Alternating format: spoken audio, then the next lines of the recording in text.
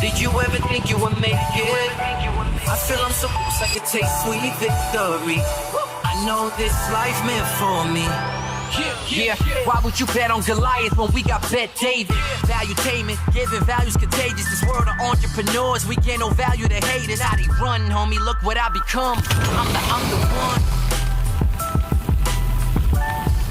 So, folks, holistically, we're planning on having a holistic podcast because we all grew up in middle-class families and we believe in opportunity economy. And when you work as in the district attorney's office of California, you've worked with a lot of people like this before.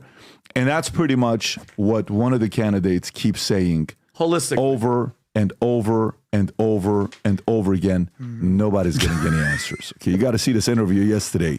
Space. Imagine you're doing a job interview with someone. Someone says, so tell me what happened with your previous job when you got fired. Okay, so I walked in and just holistically, it wasn't what I wanted. You can't even answer it. Oh, yeah. It's an answer. So why did you get fired at your last job, Vinny? Listen, I can't. Next question, sir. I grew up in a small neighborhood. Yeah. My mom had 3 jobs. There was a she lawn.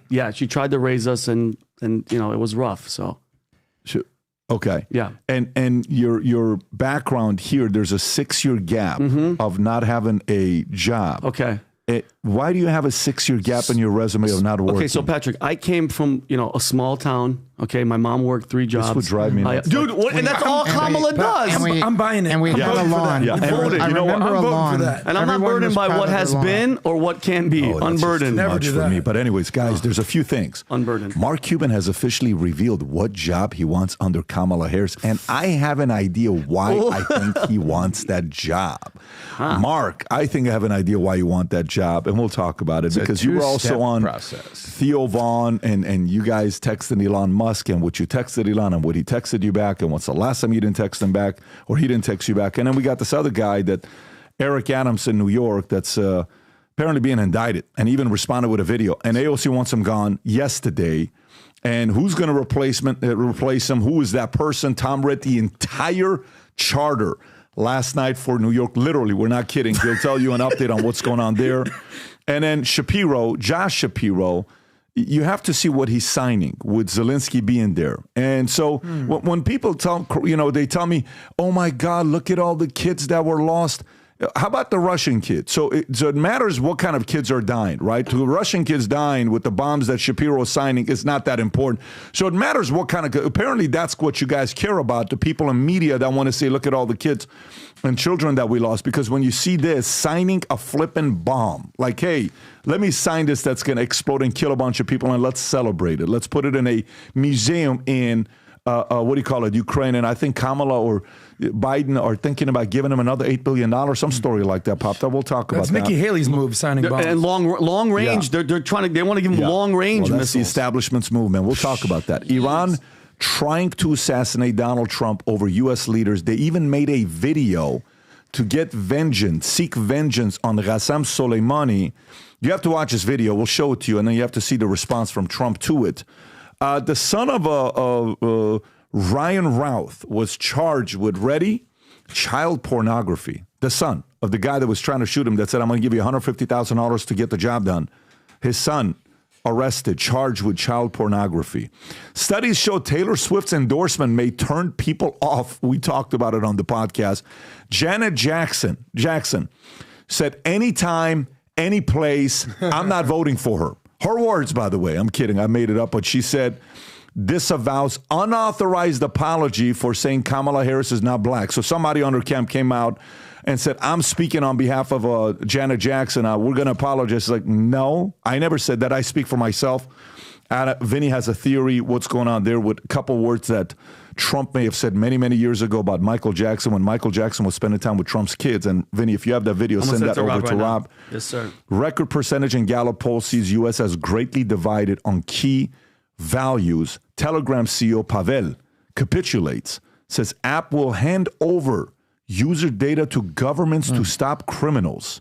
That's to people who are in the business of wanting to keep things private. That may be the top of the story for the entire week. Europe grasps for ways to stop the migrant surge. Argentina scrapped its rent controls. Now the market is thriving. That's a Wall Street Journal story. Sarko's suicide pod used for the first time, prompting arrest. You have to hear this story. Very weird.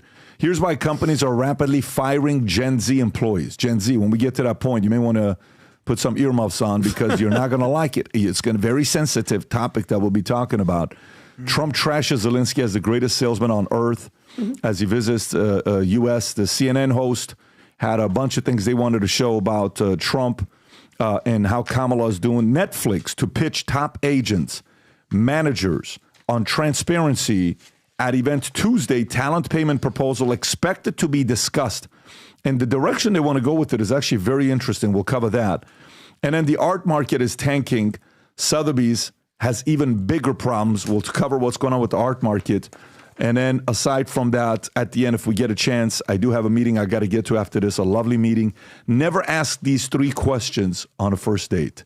Dating coaches say, including one you should avoid outright. Vinny and Adam really wanted that story, so we want to make them happy because we believe in being holistically happy here on the podcast. Thank you. So we'll cover that. Holistic. Now, let's talk about a couple things with a recent fiction book that I just wrapped up. 13 and a half years I've been working on this book that was just released. The Academy. The other day I'm at Dylan's soccer practice. Guy pulls up. He's like, I'm on chapter 5. I can't even put the book down. I'm in a section with the story. I mean, the part that a lot of people are messaging me is the interview with Hitler in the book that you have to read on what he says on control a society and a country. He gives the strategy on how he did it. He's saying if somebody wanted to destroy a country today, how would you go about doing it? There's an interview process in a vault at the Academy. That section alone, I just can't. Again, I'm reading all the reviews that people are posting. Some of the people on the review on Amazon are saying, there's no way PBD wrote this book. How could he write a book like this with fiction? His background is a business. You have no idea how big of a compliment that is for me. I appreciate it when you say stuff like that because the people that have been with me for 13 and a half years know how many times I asked them to read this book. Mm-hmm. How many times? Look at Tom smile on his face. Tom, be honest, how many times have I asked you to read this book? I think you've asked me at least 10 times during various. It's like, I have an idea. Take a look at this early draft. Mm-hmm. And it was an outline and 3 great chapters and an outline. And then I read it when it was full. Then you adopted this, you adopted that. It kept evolving like a great product. It's exciting. I mean, it's exciting when you go through, but here's what it is, guys. Some of you guys were asking about the books being available. Of course, you can buy it on Amazon, but the autographed, signed copies, we have limited amount because we couldn't get that many from our publisher. There's a limited amount of 200 copies signed available for you to pick up. You can go to vtmerch.com. Rob, if you could be kind enough to put the link below, guys will have access to the book, The Academy. Cannot wait to have you read it and send me the reviews. By the way, for all our friends out there that do audiobooks or use Audible, I pre-ordered it. Do you know when it's supposed to be due? When? Right around your birthday. Really? Yeah. Okay, sounds good. But because your birthday is October 18th. Yes. Yeah. According to Audible, if you pre-order the book, it will be delivered on October 22nd. But the paperback is available and the ebook is available as well. Okay, let's get into the stories. All right. So, Rob, if you don't mind, the first story I'd like to get into is a story in regards to the job that Marc Cuban wants when he wins. He's being asked by, I think it's Varney and friends. I sent you the link here, Rob, if you want to go to it. He's being interviewed and he says, okay, so Marc, if you get, what job are you fighting for? What job do you want? And the way Marc answered, the speed in which he answers the job that he wants, you could tell there was motives behind why he wants that job. Okay, just click. So they're going back and forth, and he's saying, well, the difference between Trump and Kamala when it comes on to policies, at least Kamala explains her policies. You know nothing about Trump's policies. I'm like, wait, what did he just say? But we won't get to that part. Just watch to see with the job, and then we're going to go somewhere with this. Go ahead. I ask you, Marc, whether you would entertain being Neil Treasury Cavuto. Secretary, Commerce Secretary in a Harris administration. Head of the SEC. Boom. Head of the SEC. That's the job I would take. Donald Trump, being the socialist that he is, had to beat Bernie. So Donald Trump went out and recommended that interest rate caps I thought it was a longer one. So go back to see what he's. Okay, just watch it again on what he says. He wants to be the head of SEC. Press it. But I ask you, Mark, whether you would entertain Look how quickly he answers Treasury the job. Secretary, Commerce Secretary in a Harris Head of the administration. SEC. Well, he didn't let him finish. He didn't even let him finish. Look at the smile on his face. Okay, you can pause it right there. Okay, pause it right there. Why do you think he wants to be the head of SEC? Rob, play the next clip I sent you with Elon Musk on what do you call it? Lex Friedman. If you just type in, maybe if you type in on Twitter, Musk and SEC, you'll see a clip that'll come up with him on Lex Friedman. If you just go down a little bit, you should see it, unless if you already have it. Type in Musk and, okay, right there. Play this clip and look how he explains the purpose of SEC, the answer he gives. Go ahead. SEC in its best form could be a force for good. It should be. But not once did the SEC go after any of the hedge funds who were nonstop shorting and distorting Tesla. Not once. The hedge funds would lie flat out on TV for their own gain at the expense of retail investors. Not once, literally 1,000 times. Not once did the SEC pursue them. How do you explain this failure? The incentive structure is messed up because the lawyers at the SEC are not paid well. It's a fairly low-paying job, but what they're looking for is a trophy from the SEC. They're looking for something they put on basically their LinkedIn. Yeah. From that, they can get a job at a high-paying law firm.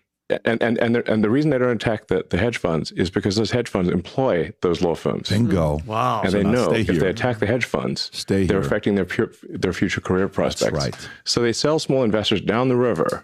Stay with me here. For their own career. To see how this is going. Pause it right there. That's Rob. what actually happens. Show the next picture. Show the next picture what I just sent you. This is my speculation. Elon Musk didn't show up for the testimony in a probe over his $44 billion Twitter takeover. And guess what? Now the SEC wants sanctions. And so this guy, Marc Cuban, we're in Tennessee. I ask him, what's the book that changed your life? He says, Atlas Shrugged. I buy him a $4,000 copy of Atlas Shrugged, first print, first edition, to give it to him because I love the fact that he believes in John Galt, low regulation, any of that stuff. And he is now wanting to be the antagonist in the book Atlas Shrugged to go after the man that was once his hero. He doesn't even know he's fallen this trap on envy, how deep he's in it right now. He wants to be the head of SEC because that's the only way he can beat Elon Musk. Wow. Mm-hmm. That's why he wants to do this. What? That's my speculation. Tom, what do you think? I think you're dead on. And I also think that it's just kind of weird. Marc Cuban spent most of his core ownership time, and I say core ownership because now he sold part of the Mavericks, being the rebel, the owner in the T-shirt, shooting baskets with the team. And remember, David Stern would say, why are you out there with them during warm-ups? That's player warm-ups. Remember all that, Pat? And then he would make comment after comment after comment about officiating, about TV rights, about all this stuff. And who would wake up every day, on every Monday, and find Marc Cuban? David Stern. Even David Stern's last day, Marc Cuban said, you've been a great commissioner except for the days that you weren't. And he said, thank you, Mark. That'll be $25,000. He did that. So now the tide has turned. Now Marc Cuban wants to be David Stern, sending the fines out to the rebels. It's a complete shift that I've seen over 25 years now. I'm seeing a complete shift in Marc Cuban. Now he wants to go the other side. He wants to be the guy dropping the fines down on the rebels when one day he was the rebel paying all the fines to David Stern. Tom, what causes the... That's what I see. But the flip is normally the other way around. Yes. The flip isn't normally... As you get older, you go the other way. Yeah. From your experience, what causes somebody to flip like this? You're a free market guy. You're a rebel. You're a rebel with a cause. And now all of a sudden you want to be the antagonist that's going out there and trying to regulate? What causes somebody to get to this point? Is it because he now knows he can never, ever beat Elon Musk? He can never, he's so envious of it that this is the way he beats him? Yeah, I think it's that. We've seen people come unhinged over the course of their careers, right? That the longer they go, the deeper they go, the more unhinged they become. We saw a little with Bernie Sanders. We saw a little of this in Bernie Sanders. You know, the older he gets, the more wild he gets, and people are like, "Gosh, he's just completely unhinged." And I'll give you a name that I see with it, because I think he's jealous of everybody that's ever been around him, is Keith Olbermann. The older Keith Olbermann gets, the more unhinged, and you can see the bile that oozes out of Olbermann. The older he gets and the more angry he gets and everything. And I think you're seeing it in people that can't reconcile a competitive conflict that's in their heart, or some position they didn't get, or something that they didn't attain to. They go off the rails and over the waterfall. And I think we're seeing that. So the name SEC has come up a lot recently, and it really made headlines when Trump spoke at the Bitcoin conference a couple months ago, which is very largely libertarian, the crypto community. Was this the Nashville conference? This was the conference in Nashville, correct. Yeah. And Trump, like the showman he is, it was like, "I'm going to fire the head of the SEC." The crowd went crazy. Who's the head of the SEC? Gary Gensler, right? So, you know, we're starting to, and Trump has basically, is this the clip right here? Go, show it. Ends against your industry, and as long as I'm in the Oval Office, Elizabeth Warren, Pocahontas, do you remember? Yes, I'm an Indian. Yes, she said, "I'm an Indian. Why are you an Indian? You don't look like an Indian." No, my mother told me I have high cheekbones. Oh, that's why she was an Indian. Does he talk about Gary Gensler? So I named her Pocahontas. Elizabeth Warren and her goons, and she's very nasty to you. She hates your people. She hates everything about you. Will keep their hands off Bitcoin. They're going to keep their hands off crypto. They're going to let it grow. We're going to let it grow. On day one, I will fire Gary Gensler and appoint goes nuts. Watch this. SEC chairman. And he goes, "Wow." Okay. And he says it again, right? He gets all the applause. He does. So, just real quick, I mean, did you hear the news about what percentage of corporate election spending, political donations has come from certain industries? 50% this cycle has come from the crypto industry. 50%, highest of all time. To who? To just corporate political donations to all parties right there. Okay. So the crypto sector. So alignments are being made. Cuban is looking at the marketplace right now, and he's basically saying, all right, Gary Gensler he was basically nominated and put in place by who? Good. I'm going to send, I think we have to show the entire clip. I'm going to send it to you, Rob. By Joe Biden, 2021, he serves 5 years. So what's happening is now Cuban, by the way, did you hear that Cuban is maybe supposedly talking with Kamala Harris about teaching her about the unrealized gains? You've seen this. Oh, God. She has to learn as she goes. Well, I mean, I'd rather him at least teach her than Bernie Sanders. But the whole Bernie Sanders, Elizabeth Warren, Pocahontas wing, the Kamala wing over there, you know, that's that side. Cuban's sort of picking this side, where you have the Elons, you have the Tulsi Gabbards of the world, the RFKs have all spoken at the crypto conference. And Trump is looking at the lay of the land. He's like, yeah, I'm going to go with these guys, with the Elons, the RFKs, the Tulsis. And Mark just picked his side. Whether it's rational or not, it's largely emotional. So TDS is a real thing, Trump derangement syndrome. But Pat, I just think, Marc Cuban, like all this, choose your enemies wisely. He has chosen, to me, the worst two enemies possible, Elon Musk and Donald Trump, okay? And I think this comes from, the envy. He's just not relevant. Remember back in the day, he'd be on the court, he'd be yelling, he was cool, the attention was on him, they'd kick him off the court, and he was somebody. Now he's just that angry rich guy, Tom, you're saying that nobody's listening to, that nobody gives a damn about. And by the way, he was on Theo Vaughn's thing, he just hates Elon Musk. He was like, I got his number somehow. We're messaging each other. I congratulate him on his 97th kid. Kind of a small jab. And they went back and forth. But then apparently he sent him a bad article about Tesla. Mm-hmm. And Elon responded with just F you. I'm not going to say the word. I agree with everything you said except for one word. What? You said he's not relevant. I would argue that he's actually becoming more relevant. Because not in the relevancy that you want to hear more of. Yeah. But he's making news. Yeah. He's making headlines. We're talking about him. Now, do you agree with a lot of his stances? Do you like his DEI sort of mantra? No, but he's more relevant than he was 5 years ago. Yeah, but how much of it is just to be that jerk to get a lot of it? We're talking a lot about it, but it's that annoying. Eyeballs. But his own words speak loudest. There was more to the clip, wasn't there? Yeah, I want to show the whole clip. Watch this, Rob. Go ahead and this play is with this. Neil Cavuto. Yeah, You would entertain being And a he talks Treasury by Secretary, Gensler. Commerce Secretary in a Harris Head of the administration. SEC. Look at his face. Yeah. Head of the SEC. That's the job I would take. Go back Maybe 3 HS seconds. Look at the face the way he says it. Look at the revenge. Head of the SEC. That's Do the it job I would first take. time. The Maybe first time he HS says Head of the it. SEC. A Treasury Look at Secretary, his Commerce lips. Secretary. That's anger. That's rage. In a Harris Head of the administration. SEC. You see it? Yeah. Second time he does it with a That's the smile. job I would Go take. back, do it Maybe again, Rob. Being a Treasury Secretary, Can't help Commerce it. Secretary Watch. in a Harris Head of the administration. SEC. That's it, Elon Musk right there. Head of the SEC. That's the job I You would may as take. well say Maybe head of HS Elon Musk.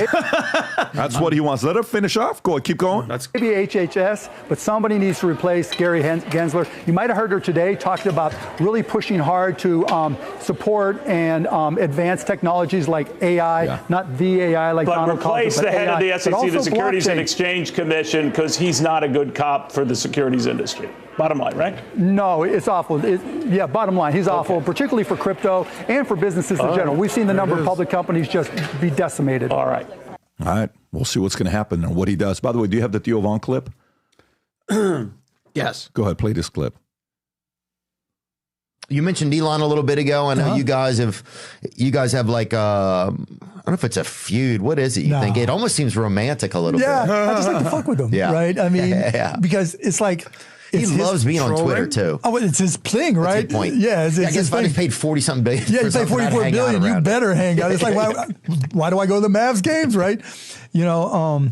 But yeah, I don't dislike Elon, but he says some stupid shit, and it's just like I have no problem calling him out. Yeah, and he's thin-skinned, right? And so, like, I'll tell you my one little Elon story, right? So I didn't get to know him, but I was helped him with something or tried to help him.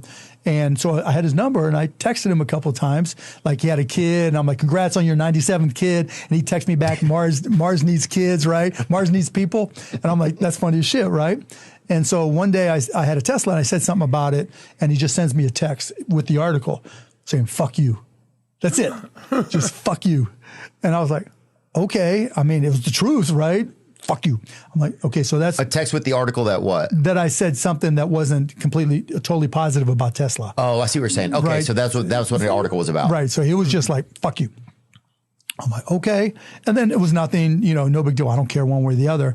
And then when he buys Twitter, right? And then he starts getting real political, right? Yeah. And so not a lot of people are going to stand up to him. And I'm like, fuck it, I don't care, right? So he's called me racist. He's called me, poop emoji multiple times. He calls me all these names. And so like that to me, that just gives me license to fuck with him even more, right? I don't care if he calls me names. I have a question for you, Pat. Yeah. He's a formidable candidate for the left. There's no question. He's just so you guys know, he's number one on my list for the left. Wow. It's a close race between him and Jamie Dimon. There are 4 words in there. Stand up to him. He sees himself as the crusader that's going to stand up to Elon Musk. And he wants to be the head of SEC to do that. Yeah. My question is this. There's levels to the game, obviously. There's Cuban is richer than Trump. Elon is richer than all these guys put together. It's not even a question. But when you get to billionaire status and you actually own NBA teams and you're owning massive hotels and massive brands and massive corporations, how much of it is still ego driven? Like, you know what? Fuck you kind of a thing, regardless of political affiliation, just straight up ego. These are billionaires talking smack to each other. How much does ego play into it when you're that rich? Listen, there's no way you're going to be that rich without an ego. No way. There's no way you get to that level without having an ego, right? And these guys are driven by being told what they can't do, the competitive speed. Marc Cuban wrote a book on competition. It's a phenomenal book on competition. He wrote it at his peak. And it's a small little book, but it's a book you read. You're like, holy shit, fantastic book on, what is it called? That yellow book right there, whatever. How to win at the sport of business. No, it's at the sport of business. Gotcha. It's a phenomenal book. If you want a book recommendation on competition, this is it. What's happened to this guy the last few years is someone offended him. And I think Trump's one of them. I think Musk is one of them. And I think he is choosing the wrong enemies, unless if he wants to be a Democratic president, which I think he could easily be the Democratic president. A lot of stuff's going to come out for him. By the way, he's got a lot of skeletons. A lot of scaling. He had to pay somebody $10 million for the stuff that happened. And with the Mavericks, right? Yeah, we remember those stories. Yeah, so he had to hire a black president for the Dallas Mavericks that just a DEI hire. He had to do certain things, female, that he did certain things just to be good with the ESG, the DEI guys. But yeah, so of course there's going to be a part of it that has to do with ego. Tom, you look like you want to say his something. enemies wisely. He had to self-publish this book. He guys. couldn't get any major publishers to take it. I know the story of this book. Scroll down. I think it was published by Diversion Publishing and an agent named Scott Waxman who created this book because 2013. Yeah. Well, here's what I'll tell you. I know the story of this thing. No one would take it. Can I tell you something? And they self-published it. Can I tell you something? All the publishers were idiots for not taking it. All the public, because I read it. It's a phenomenal book. So I'm not a guy that will sit here and just trash everything. I'm not that guy. It's a phenomenal book on competition. It's a phenomenal book. This is what prompted me to message him. So all the publishers that said no to him, you're lost. This was actually a very good book for 4,400 reviews. Okay, that this is the thing, the middle finger to people that don't believe in what this guy's capable of doing. But I just don't know if he's an Atlas Shrugged guy. I don't understand how you can go against the modern day John Galt or the modern day Taggart or in some of these stories. It's confusing where he's at. But anyways, we'll go. Adam, were you going somewhere or that was the question that you had? No, I just wanted to understand what you think this was, because I think he is choosing his enemies wisely, because if you're going to basically say that he's the leading candidate for 2028, assuming that Kamala is not going to be the president, we'll see about that. Well, let me give you guys a story that none of you guys... he's going after the right enemies. Let me give you guys a story that none of you guys are expecting. Folks, Rob, can you pull up this thing I just sent you right now on Twitter? So I want you to think about this, okay? If you've seen it, don't say anything. Let people react to it. Okay. So imagine there's a man in a hotel room with a gun, okay? And he's taking out the gun. He's doing what he's doing, and cops don't know what to do, and they send a robot to arrest the guy. Oh, snap. Watch this. This just happened. Closer look at a dramatic East Lubbock standoff where multiple shots were fired and one person was injured. 39-year-old Felix De La Rosa was wanted for a parole violation. That's why officers tracked him to the hotel. But when he fired shots, they called in the Lubbock County SWAT team. At one point, we saw and heard him fire at a bomb squad robot. Take a listen. It sprayed tear gas into De La Rosa's hotel room. And then he goes on Initially, top De La of Rosa him. tried to fight the robot, even throwing sheets and what looked like towels at it, but that didn't stop the robot from deploying gas. We watched as De La Rosa crawled out of that window and onto the ground where the robot pinned him until officers took him into custody. Taking a closer look.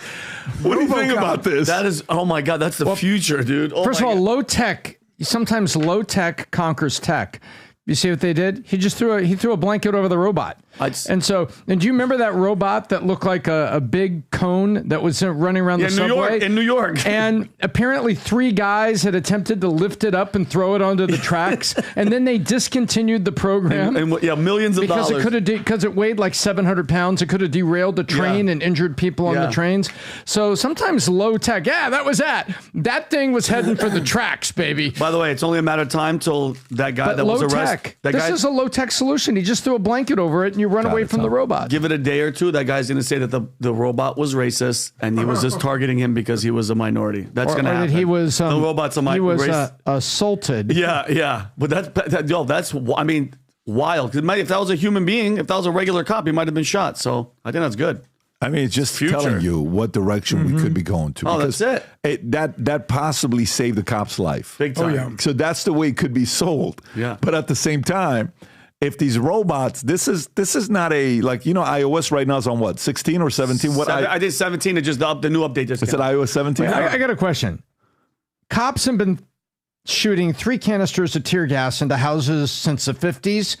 And generally speaking, people come running out with their arms up and they lay down in the grass. It's rare that they don't. Or they stay inside and the canisters light the house on fire accidentally.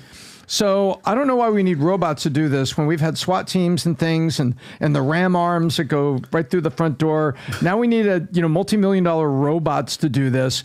When it used to be, hit it with the tear gas and let's wait, I don't know. What are you saying? You saying we don't need robots? I'm saying I think that sometimes you try to use technology where traditional tech and techniques have worked just fine.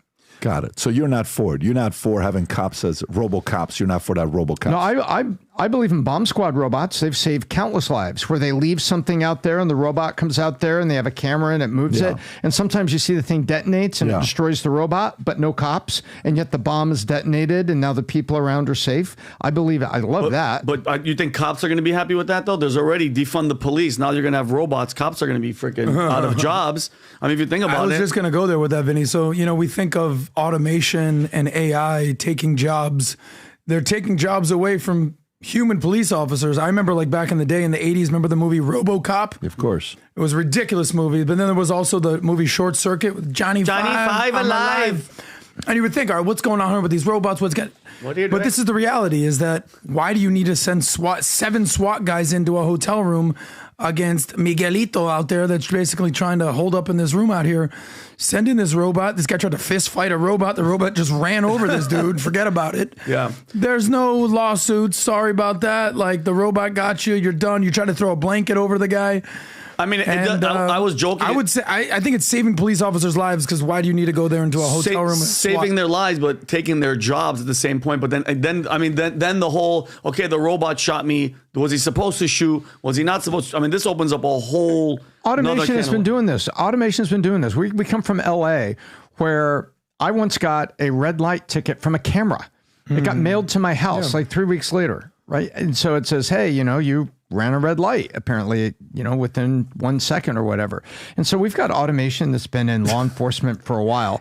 I love it if it saves lives. I don't think it's taking jobs. I think it's saving lives. But I think this is overplayed. Okay, so this one upset Tom. I mean, listen, Tom, apology on behalf of the executive production team for the PBD podcast. All right, so here's a video that Iran made in response to Trump saying, we have not forgotten that you killed our hero, Qasem Soleimani. Watch this video, and then we're going to show you a response from what Trump says to this. Go ahead, Rob. It's actually a very good job. Great production. Editing. Look at that drone shot.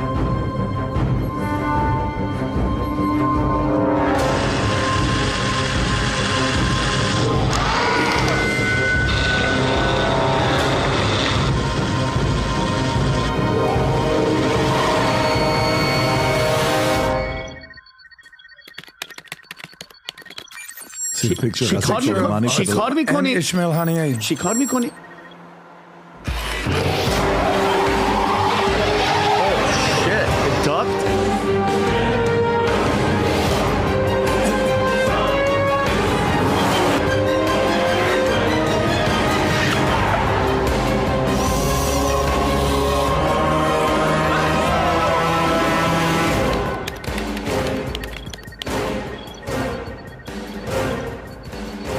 Uh-oh. You guys don't want to know what that said.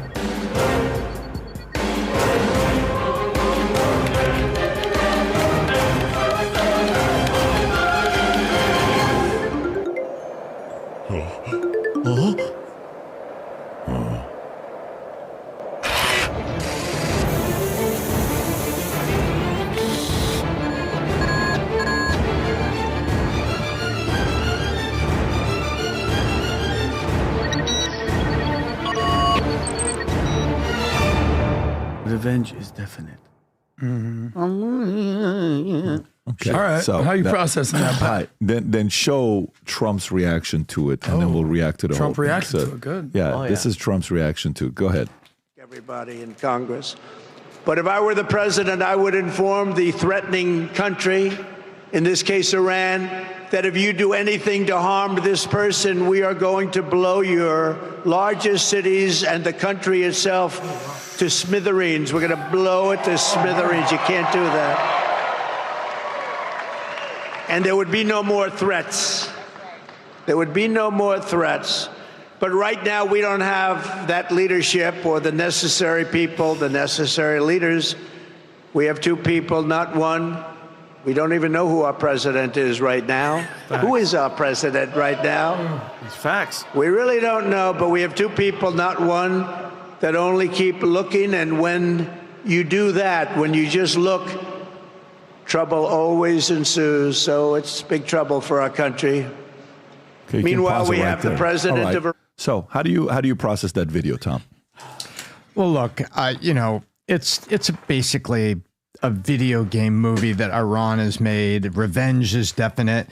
You used to have, a guy in a cave taking a selfie, talking about what would happen. And we would hear on our news that the CIA was trying to determine in the rock formations if they could identify where that was. Remember that? And we're trying to figure it out. And so threats on video have been going from left to right for a long time. And now they've elevated it up to the whole, concept of, a little robot that's going to paint the laser on there. And by the way, that's older technology. Painting the laser is... Tom, I know what you're saying, and you're downplaying. You do that sometimes, and you downplay stuff. They just threatened to kill a president, Tom. Okay? No. Former president. So, Vinny, what is your thoughts when you see something like this? Great. That's the point. Like Iran is paying attention. Like think about, you know what that said to me? Yeah. That Iran is paying attention to all of the Secret Service gaps in our protection for the president. That video in the bushes, that means they're watching the Ryan Ralph. They know that they can get to him. They know that the perimeter is easily breachable. He's easy to get to. I mean, the overhead, laser, whatever. But that's if you think about it, if you have a remote control something, that it could run right up on him and blow up. I think that's them. That's a threat. If you are, look at it from let me make the question a better question, Tom. I want to come back to you. If you are the Department of Homeland Security, you're the head of it. You can't downplay something like this. That's not your job. That's the job of a pundit or a podcaster or a TV person to do. You're the Department of Homeland Security, or whatever you want to call the position that's going to be, choose one of them. You see this. What should be our reaction? Should we just be like, whatever, it's not a big deal and move on? Do you remember when Norman Schwarzkopf would lay out that deck of cards and they had all the Iranian people on the deck of cards? Iraq most wanted deck of cards, right? Right, exactly. My point is, you sense that I was downplaying. Maybe I was a little bit, but my point is these threats get made every day. And if they want to do this, then under the cover of darkness, under the cloak of secrecy, we'll pick a card out of the deck and we'll go pop somebody. That's what I do. Once you're there and once you're available and you're in the chair and you can say, this is the way we don't play like this. That's where I go with it. If I'm the director of Homeland Security, I'm like, Mr. President, should we take one of those folks out of that deck of card and take care of something overnight and let somebody do it? Because remember when Trump took the picture of the guy's house out and flopped it out there? Yeah. Those are the moves to make. That's the move. Well, this guy who they're talking about, Qasem Soleimani, am I saying that correctly, Pat? Thank God, because I know you got mad at me when I... No, you did the right amount of chach. Yeah, you did the right amount of chach. You got mad at me when I called Khomeini. It was Adam, two different people. You spit on the mic the right amount. I got perfect. Yeah, perfect. So Soleimani... the guy that was identified by a finger with a ring on it. But, it's not ironic that almost 5 years later, they're still trying to defend his legacy. But what's his legacy, I guess, is the question. Because, this guy right here... we just talked about Norman Schwarzkopf, whether you want to talk about General Mattis or whether Mick Raven. These are our generals. These aren't household names. In Iran, this is like a superhero to these guys. So, and what was he known for? He led the Quds Force, I want to say. The IRGC. Is the equivalent of their former Ulysses S. Grant that was eventually a two-term president. That's kind of like... But he was never the president, right? No, he was going to be. Okay, gotcha. Yeah. So possibly, yeah. He was their military commander, head of the Quds Force, which runs the part of the Iranian Revolutionary Guard. But, if you just look at his legacy, what did he do? He, number one, whether covertly or quite out in the open, supported militias all over the Middle East to sow discord all over the Middle East and basically allow the Iranian military-industrial complex to basically spread their tentacles and go fund all the reasons that the Middle East is basically unstable right now. The Triple H crew, the Hezbollah, the Hamas, the Houthis. He was their patriarch, their founder right there. And his goal was to basically counter U.S. presence in the region, to destabilize the Middle East. Iran, because of him, has become the greatest destabilizing actor in the Middle East since, I don't know, is there anyone that's ever destabilized the Middle East this bad?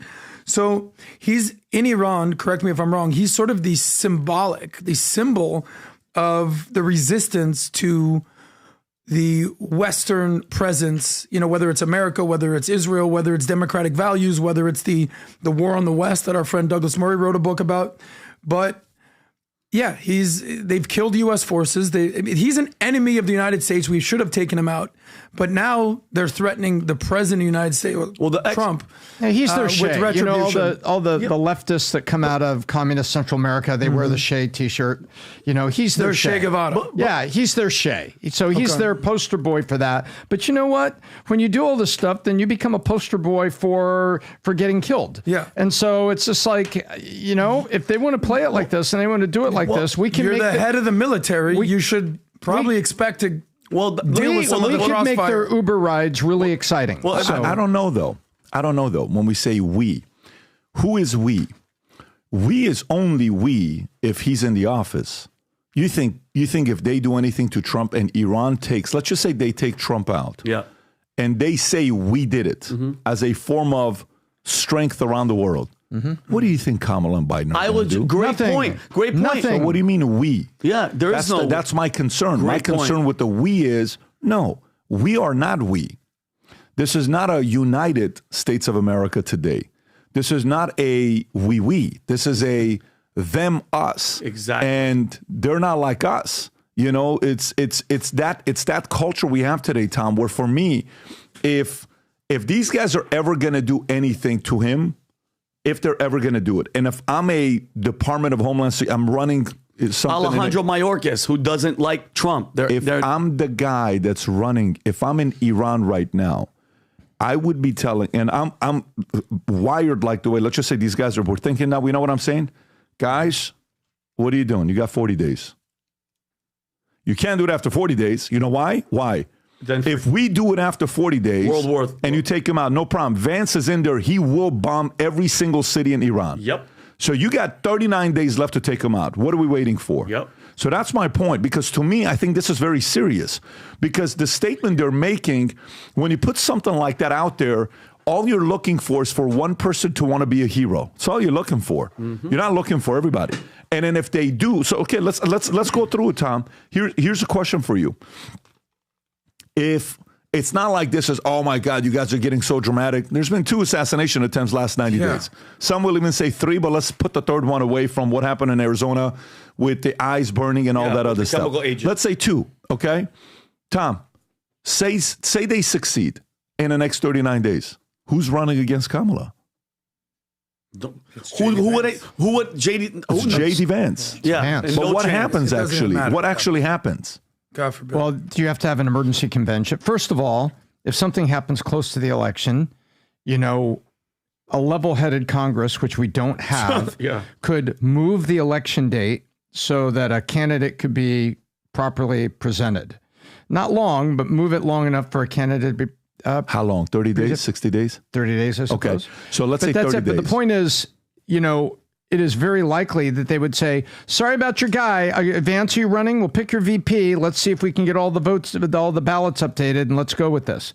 Because there's already been, the early voting is in, but there's now a guy, you're not voting for that guy anymore. So they got to restart.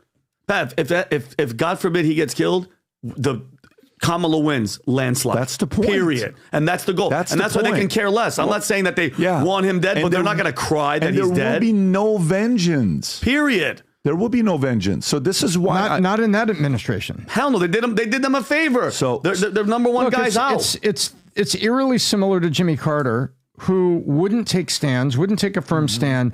But the minute Reagan won, a bunch of things got fixed. Yeah. A bunch of things. Yeah. So the challenge with purely my frustration with this is they just put something like this. What has Homeland Security said? Have they responded to that video made? What's been said about it? And by the way, have they said that video was made by the Iranian government? Who made that video, Rob? Is it some designer made it, some editor made it, or who made that video? Is Iran saying that they made it? I thought it was released by the Khomeini guy. Khomeini? You better pronounce it right, bro. I'm sorry. From what I heard, I came out from his account. Intelligence officials. have been briefed the Trump campaign on Iranian threats. Look what's no. I want to know who released the video. I want to know who released Iran trying to assassinate Donald Trump. It was on Ayatollah's website. Okay, perfect. And it's from the top. So it's not like if they're retweeting it or if they're putting it on their website, Iranian animation. Okay, perfect. Can we read this, Rob? Can you go a little bit closer? Okay. And depicts assassination down says the Gulf. Made video from 2022. That can't be 2022 because the post of Grand Ayatollah website is early warning. There's only that 2020 animation opens up and there's Mar-a-Lago. Okay, go a little lower. Go a little lower. Go a little lower, Rob. 78 Mar-a-Lago. Go lower. Go lower. Okay, so go back to the USA Today story from 16 hours ago. Mm-hmm. Go back to go back one. Yeah, right there. 16 hours ago. Let's see what they're saying here. Iran trying to assassinate Donald Trump, says U.S. leaders. Official says go lower. So Iran has made it clear that it's trying to assassinate Trump as well as a number of administrators and the Biden administration as payback of killing Iran. I think that no one from Biden administration. They're trying. The comments after Trump's dramatic disclosure Tuesday night that he had briefed by the Oval Office of Direct National Intelligence about Tehran's real and specific threats. Senator Mike Rounds, RSD, South Dakota, a member of Senate Intelligence, said that he hadn't seen any indication Iran had anything to do with the two alleged assassination plots, including one that drew blood out of Pennsylvania campaign. Go lower. How would you know that? But I think there's also clear evidence that Iran has made it clear that they intend to, if they could, they would try to assassinate the former president, and they've talked about assassinating other senior members of leadership. There you go. Okay. Well, I think it's completely obvious why Iran would want to assassinate Trump. And you might say, well, it's the revenge Soleimani. Okay. I think that's part of it. Sure, revenge. But also from a geopolitical perspective, just look at the last 40 plus years of who Iran would rather deal with, the Democrats or the Republicans. So it started with Carter in 79, and then Reagan came in and basically said, homie, got the hostages back day one.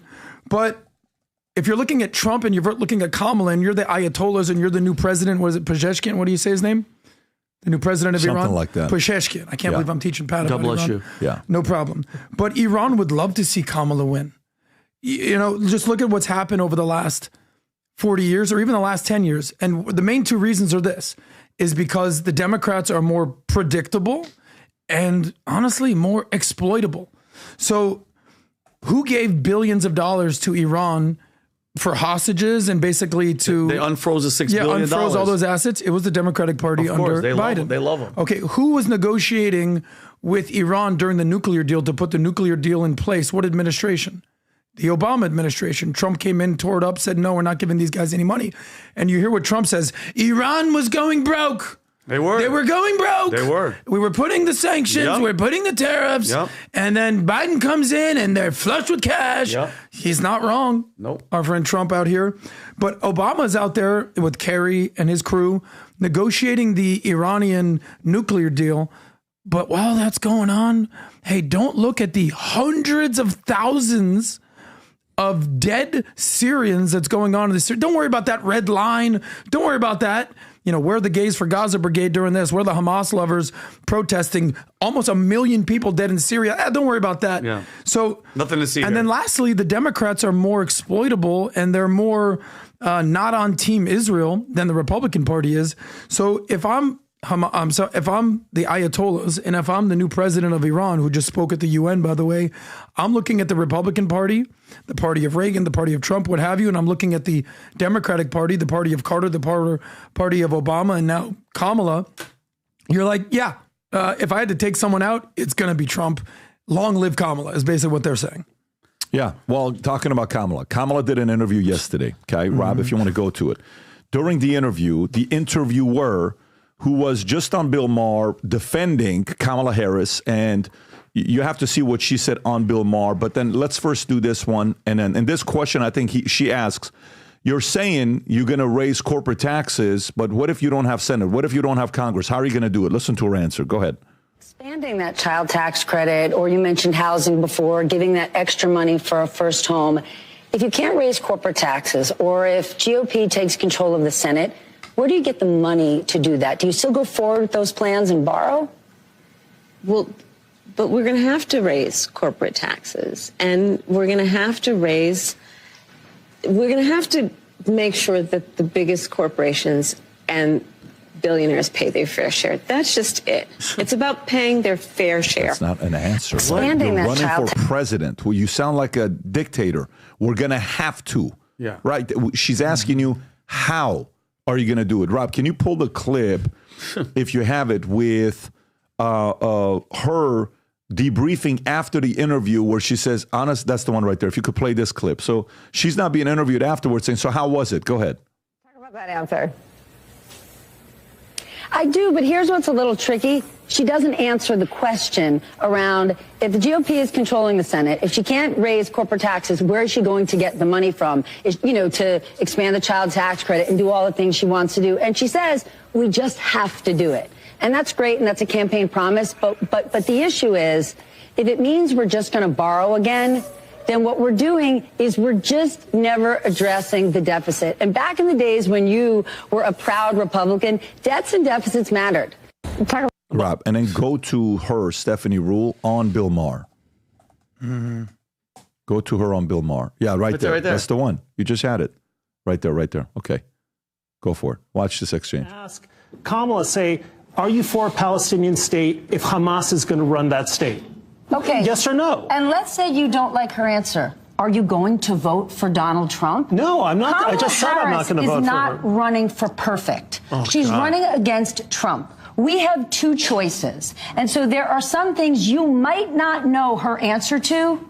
And in 2024, unlike 2016 for a lot of the American people, we know exactly what Trump will do, who he is, and the kind of threat he is to democracy. I don't know. Oh, God. Threat to democracy. Here we go. Oh, applause break from the dumbest brainwashed audience. With Kamala, Dumb. we don't know her answer to anything. Yes. Okay, But you know and I his think answer to everything. And that's why I would never vote for him, and people shouldn't vote for him. But people also are expected to have some idea of what the program is of the person you're supposed to vote for. You're just not supposed to say, well, you have to vote for Y because X is this, that, and the other. Let's find out a little bit more. And I don't think it's a lot to ask her to sit down for a real weird. interview. 9 people in the audience are awake. Within the Democrat Party, you are not allowed to be a rational opponent of Trump. Then You have I to would just be- say to that, when you move to Nirvana, give me your real estate broker's number and I'll be your next door neighbor.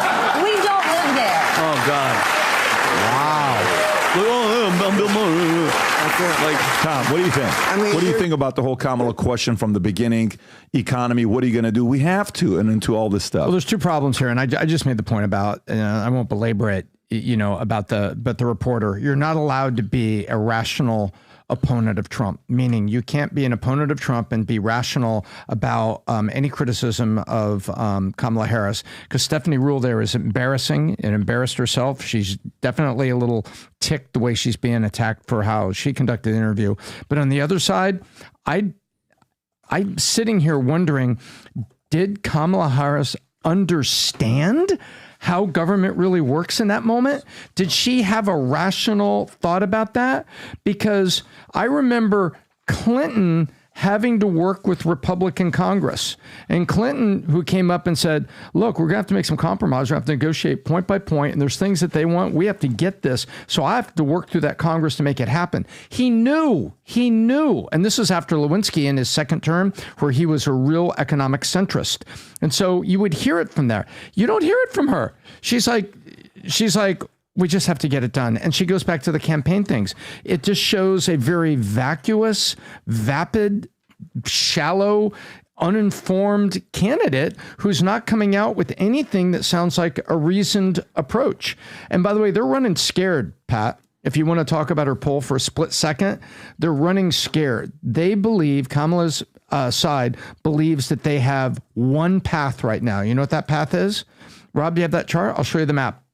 Over the weekend, they looked at Arizona and Nevada. There it is. Back. No, go to the map of the U.S. Right there. Other one. There we go. They believe this is where it is, Pat. See, there's no Wisconsin, there's no Nevada, there's no Arizona. Look at North Carolina and Georgia. They believe that's what they have to win. They have conceded the fact that they believe Trump's going to win Pennsylvania, the way they're spending in it, and they have conceded Arizona. But take a look at what they are. They're doing everything they can on Michigan, North Carolina, and Georgia. That is the path they think they have. Because she's not coming out and gaining any momentum at all. This election could be over at 11:30 on election night. But this is what they're trying to do. They have only two states going after. What's her name, Adam? Stephanie. Stephanie Rule. Stephanie Rule. Okay, she's MSNBC. guys. Obviously, I mean, Trump derangement syndrome, as we see it with a lot of people. She's on Bill Maher. That audience. By the way, I've been there. I've been in that audience. It's the worst, okay? It's the worst audience ever. But she talks all that crap on Bill Maher. She gets this, applause break. She thinks she's in charge.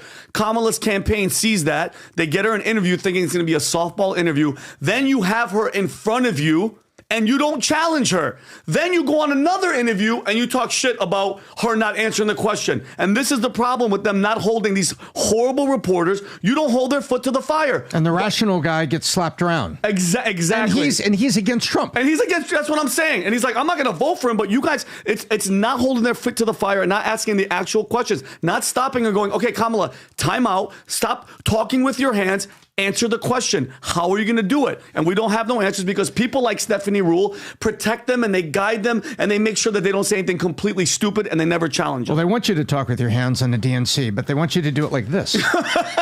Meanwhile, I actually think that Stephanie Rule, this is actually, it's going to be a weird take. I actually think she's one of the smartest women in the business. However, she's making excuses for someone with zero policy. And that's the problem that I have with Stephanie that I'm trying to understand here. Because if you watch Stephanie, I mean, whether she's on CNBC or MSNBC, she's a beast.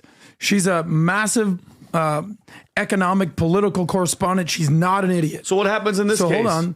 So in the episode with Bill Maher, she was sitting there with it was Brett Stevens, who's a writer for the New York Times. Yep. Not exactly a conservative view right there. And he's basically being like, look, I'm just going to come out and say it. Yeah, Brett Stevens, this guy. I'm not going to vote for Trump. I just can't. Not my guy. But are we really going to sit here and expect nothing from Kamala? We're just going to just go with no, there's no policy. She's just going on joy and vibes. Are we really doing this? And she's like, well, what are you going to do? Vote for Trump? He's like, well, I'm not going to vote for Trump. Yeah, because so you see this sort of mental... she's not answering the question. Exactly. So you see this sort of mental gymnastics where it's like, you can't vote for that. You can't vote for that. But what are you willing to accept over here? Are you willing to accept an literally vegetable Biden if he was running? Would you vote for that? Well, it's not Trump. Are you willing to vote for a completely clueless, feckless, just weak DEI potential leader as Kamala? Well, it's not Trump. It's like, hey, are you smarter than a fifth grader? Can Billy Madison be the president? Well, it's not Trump. So the point is, they're willing to just do whatever it is, whatever the policy is, whether there's no policy, as long as it's not Trump, they're willing to vote for the person. And as Pat is basically tells us all the time, just look at the policies. You never see that they attack Trump's policies. It's always his personality. And me, I'd rather have a crazy, vindictive a-hole than an incompetent bitch. In the office. But beyond it all, there's panic. There's panic going on. You can see it. Quinnipiac is a left-leaning pollster that has the distinguished credibility afforded to the last place poller as the least accurate in the last two presidential campaigns. And yesterday they came out, even though they're left leaning, well, yeah, we think Trump is about 1 point on a national basis. Yeah, they came out with it. They're in a state of panic. The campaign's in a state of panic. The New York Times, I am not a fan of New York Times, but over the last 2 months, New York Times has been speaking up and saying, hey, you need to come to the microphone and you're not having, remember they wrote the article, hey, it's been 40 days and she hasn't conducted a live, what they call an adversarial interview, where she sat down with somebody. So even the New York Times and Brett Stevens' New York Times have been saying they see it. And why are they panicking right now? The New York Times sees the ice melt beneath Kamala's feet, and it's showing up in the polls. Not right-wing polls, it's showing up in the polls.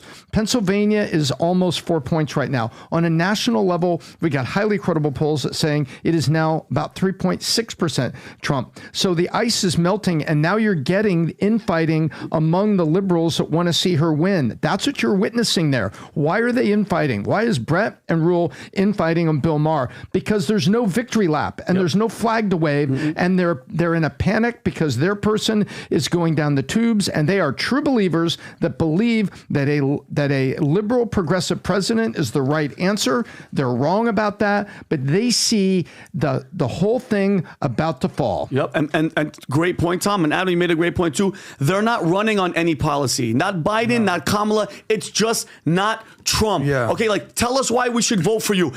Trump is Hitler. That's like if you own Hyundai, Pat, and Tom's Toyota, and you ask me, so Vinny, please tell us about your car, your Hyundai. And my only answer is Toyota sucks. Yeah. Toyota's horrible. No, talk to me about your car. Sell me your car. No, Toyota's shit. And if you don't like, no, that's not the point. And and going back to the point, that's a perfect point. Thanks, Tommy. It's like hold their foot to the fire. I wish we had one. Like Pat, that's why I would pay money. I swear to you, pay money for you to sit down with a Kamala and just ask the questions and hold their feet to the fire. And they would never do it. They would never sit down. But then that's what the people want. Answer the damn question. You're going for the most important job in the world. You know what's interesting to me is, like when COVID happened and we started printing money.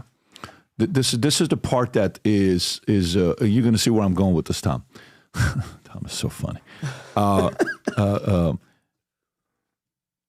When we started printing money, the first thing that I said and I thought was going to happen was gold's going to go to the roof. Nothing happened. Like, there's no way we can print this much money and gold and Bitcoin doesn't go to $250,000 or gold doesn't go to, $4,000, $5,000. Nothing happened. Okay. And it's like, there's no, and then you're just looking at everything between quantitative easing and quantitative tightening. Experts had no clue. Every expert kept getting things wrong. Everybody. And then eventually you're like, what the hell is going on here? Right. But the reality of it is we've never gone through a pandemic where we printed, $4, $5, $6 trillion the way that we did. 40% of our currency that has been printed was printed in that 3-year period, 2-year period, right? So we've never been in a campaign like this before. We've never been where a Democratic president steps aside with 120 days to election. I don't know what the exact timeline was, but it wasn't far, right? And then we have to immediately and so no primaries for Kamala, no getting exposed by others on Kamala. Nope. And then we have to just say that's her. And then her strategy is giving no answers, no interviews. If she wins, Republicans and conservatives and libertarians have to realize you have to go buy up media companies. Just yesterday, you know what the FCC approved yesterday? The purchase of George Soros buying up 200 radio stations. And Rob did a very good clip on it on Twitter with one of them, Rob, if you can say the one in Cuba. What's the one that he bought in Cuba? The conservative radio. Matter of fact, just play your clip, Rob, if you have it. Just play your clip on Twitter. Go to the one that you put up. Rob explains exactly what happened. This just happened yesterday or 2 days ago. Why would FCC approve this? Why would FCC approve something like this? This didn't make any sense to me. Watch this here, folks, on what Soros just bought yesterday. Go ahead. Is looking to expand his evil empire. In February, George Soros purchased Odyssey, one of the largest radio companies in the United States. I think it was for $300 million. He ended up purchasing 230 radio stations nationwide, including sports radio stations like WFAN in New York, K-Rock, which is a legendary rock station in Los Angeles. K-Rock. Purchased 230 radio stations. Think about that. Buying radio stations in the digital age of media. These stations are going bankrupt because they cannot afford to pay their bills. Talent is being consolidated, sales are down, streaming is up across all platforms, Spotify, iTunes, YouTube, Rumble. Nobody is listening to the radio. Well, why is he buying it? Why do you think? Not even just U.S. radio stations. He actually tried to purchase, and this was the oddest one that I found. He tried to purchase a Cuban radio station, WAQI 710 AM Mambia. It is a conservative Spanish radio station in Cuba. Why would you want to buy an AM conservative radio radio station in Cuba. George Soros is looking. What a great take, right? So here's a question for you. So here's a question for you. Hey, conservatives, libertarians, independents who are a little worried, guess what? Where are you going to put your money? What are you doing with the money that you have? I'm talking to the rich guys, the real rich people who have the money. You know what Musk is doing? He put $44 billion on Twitter, lost 75% of valuation within 2 years because of all the advertisers he lost. And he's driving it. What company do you think he's driving the most on a daily basis right now? It's Twitter.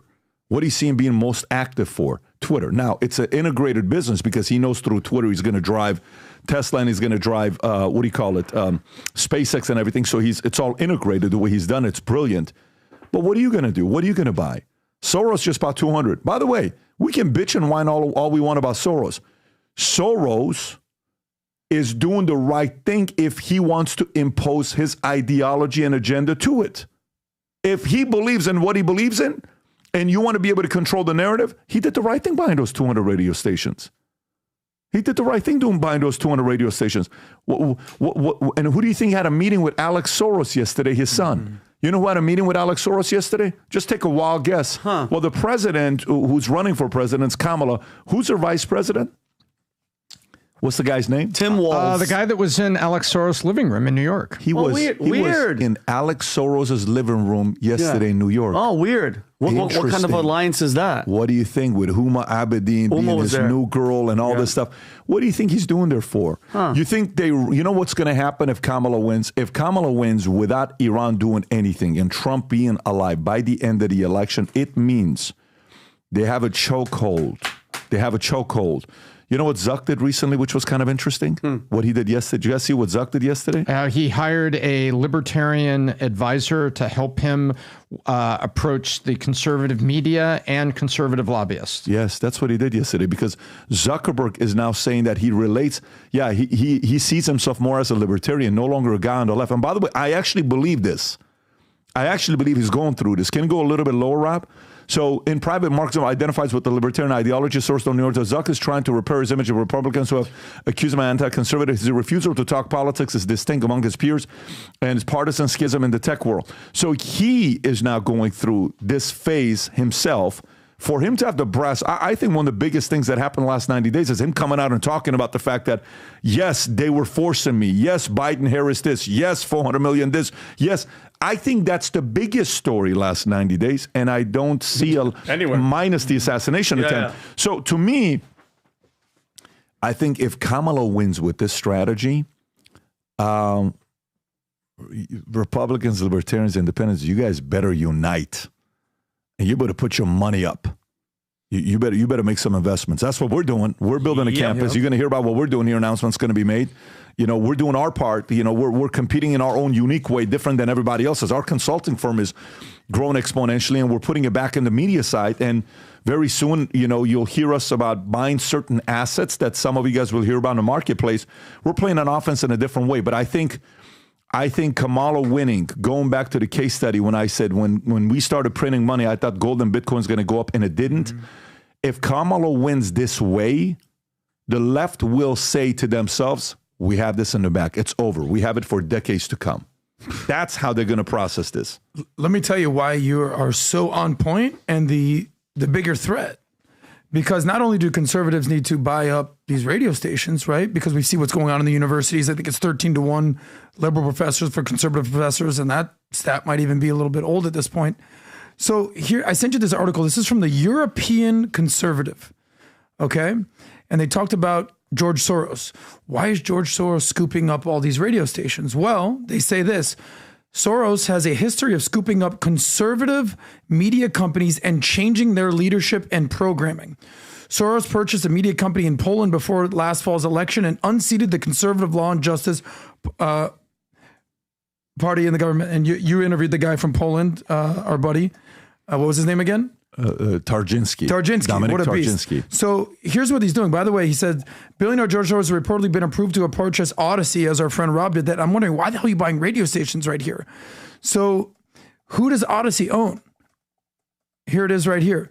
Soros, the 93-year-old left-wing globalist, bought $400 million of debt in Odyssey after the company declared bankruptcy, so we got a great deal on it, making him the largest shareholder. The company, here it is, has since restructured and is currently home to conservative voices like, you ready? Sean Hannity, Mark Levin, and Glenn Beck. So all these guys, some of the biggest conservative voices in the country, are on the platform of Odyssey. So who's Glenn Beck's new boss? Who's Sean Hannity's new boss? George Soros. Jorge. Let me know if how long that's going to work out. Oh, wow. Is this a clip of Beck? So this is a clip of Glenn Beck interviewing Brendan Carr. He is the FCC commissioner, and during this interview, Brendan Carr explains that the FCC fast-tracked this purchase unlike anything they've ever done before. It broke its own policies in order to fast-track George Soros' purchase of this radio station. How recent was this interview? This was 2 days ago, if you'd like to play it. But keep in mind, please play it. This is Glenn Beck talking about George His new Soros boss? buying the radio stations on the radio stations that George Soros your bought. boss. Exactly. Your boss. When he has a history of replacing these guys. So guys, go ahead. Do I have this right, first of all, about the George Soros takeover of radio stations? And if so, why was there an exception made and fast-tracked?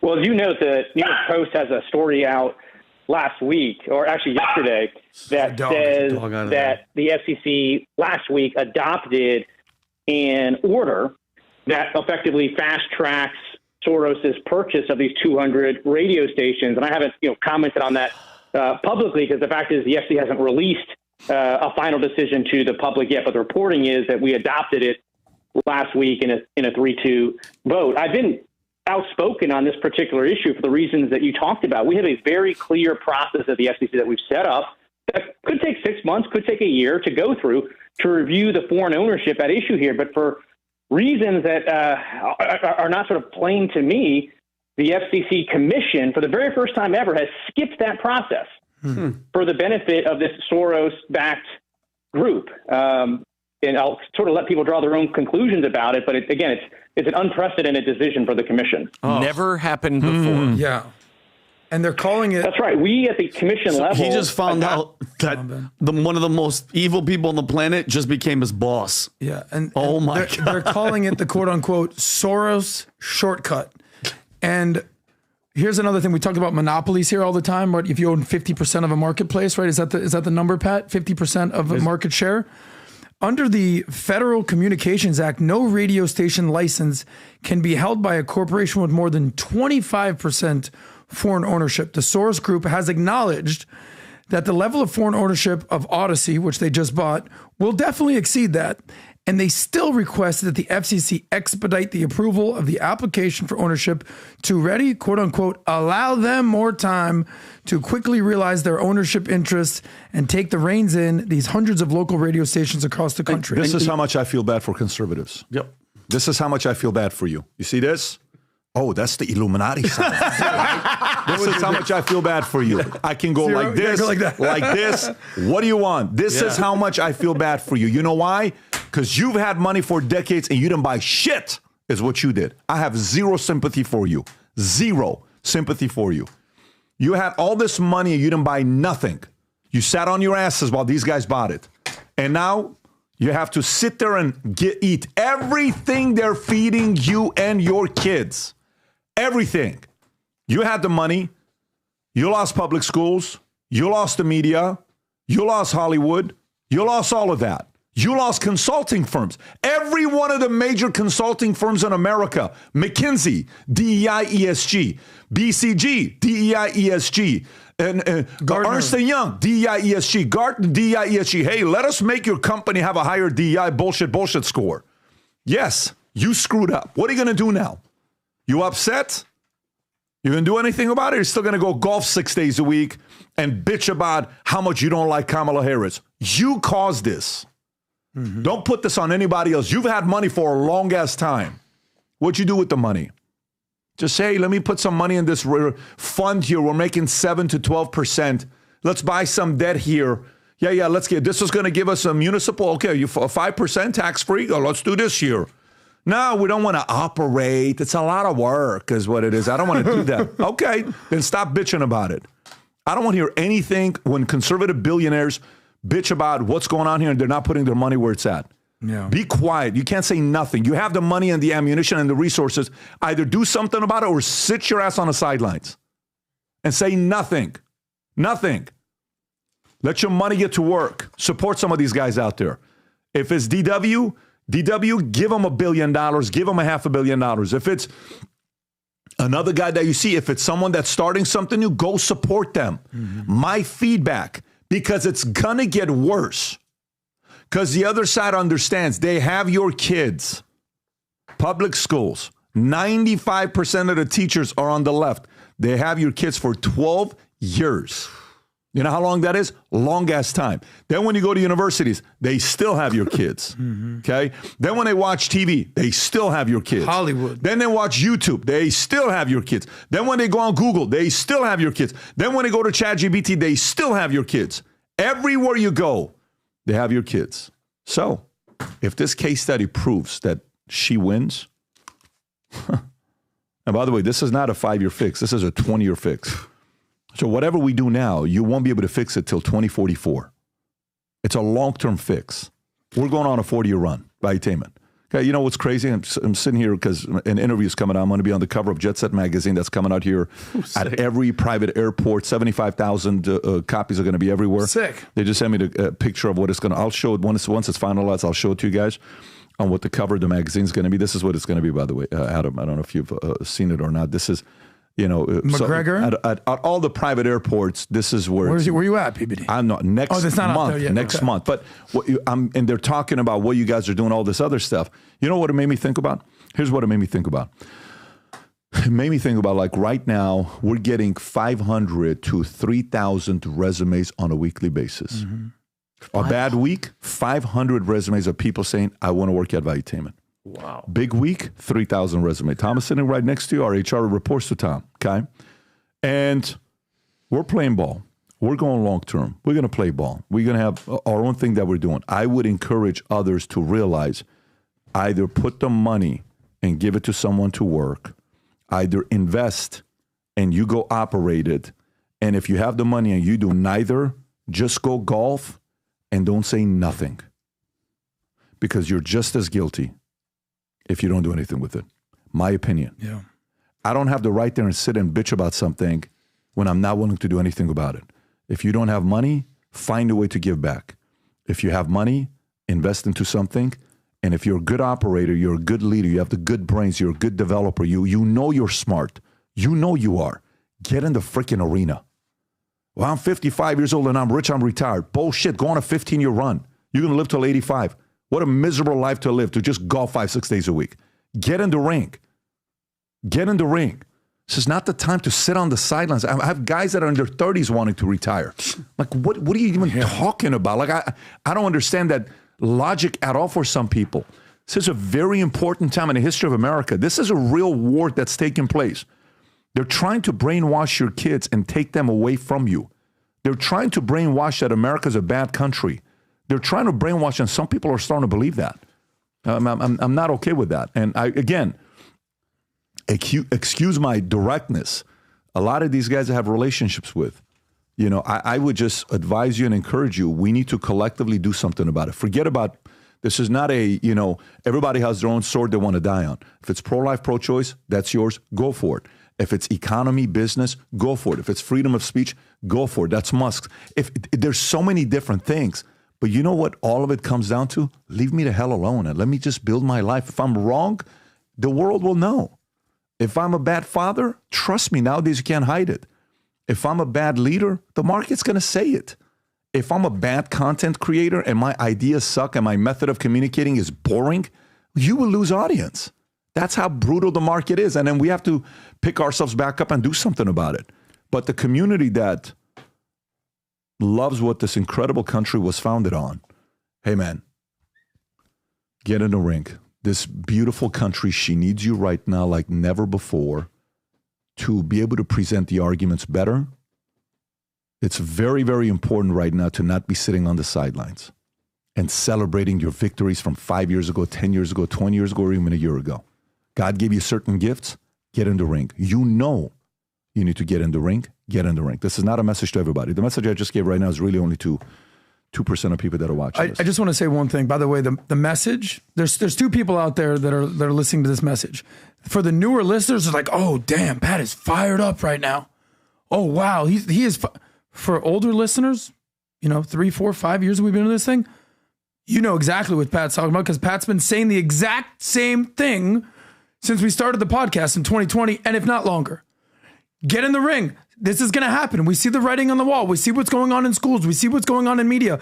I'm sitting there listening half the time, learning this stuff. I'm like, oh, damn, Pat's doing this. And Pat gives credit to a few different people half the time. Imagine if Elon Musk never bought Twitter. Imagine. If the Twitter files never came out. Imagine if our friend Chris Pavlovsky never started Rumble. If never was an alternative to YouTube. Respect to YouTube. Imagine if Rogan didn't go to Spotify. So these things that you're basically fired up about, I've heard this 100 times. You say this. Imagine if the Daily Wire didn't do their thing. There's only one. By the way, people think we hate Daily Wire. Mm-hmm. I freaking love the fact that Matt Walsh's documentary is going viral. Mm-hmm. I just want respect. To me, if you think you're better than me because you're what do you call it? Elitist. We're the tassel. Oh, you talk to me like I'm not that guy. I don't do talk to me directly. If I call you, you call me. Hey, can we do this? You don't respond back and all this stuff. That's the part I don't like. But I want to see Daily Wire blow up. We don't have a problem with that because I think there's still a net positive. I agree. I want to see people that are questioning authority. Doing certain, I want them. I think Candace is necessary. That's going out there saying that. That's like a complete 180 because she's getting certain questions that people have and say, well, I don't agree with this. Okay, great. I don't agree with certain things with Daily Wire. I don't think they agree with certain things I say. It's not supposed to be that way. But if we're in the space of freedom of speech where you can say what you want to say to the best of your abilities, we need to support that. Now, having said that, this here, Adam, is bigger than that. No, this is bigger. This is a real war. This is a real war that we're getting into. Let me read this Argentina here. What's going on, guys? Bad policies have consequences, so do good ones. Argentina scrapped its rent controls. Tom, I'm coming to you with this one here. Scrapped its rent controls. Now the market is thriving. This is a Wall Street Journal story. Argentina's removal of rent controls under President Javier Milei has triggered a rental market boom, and with Buenos Aires rental supply increasing over 170%.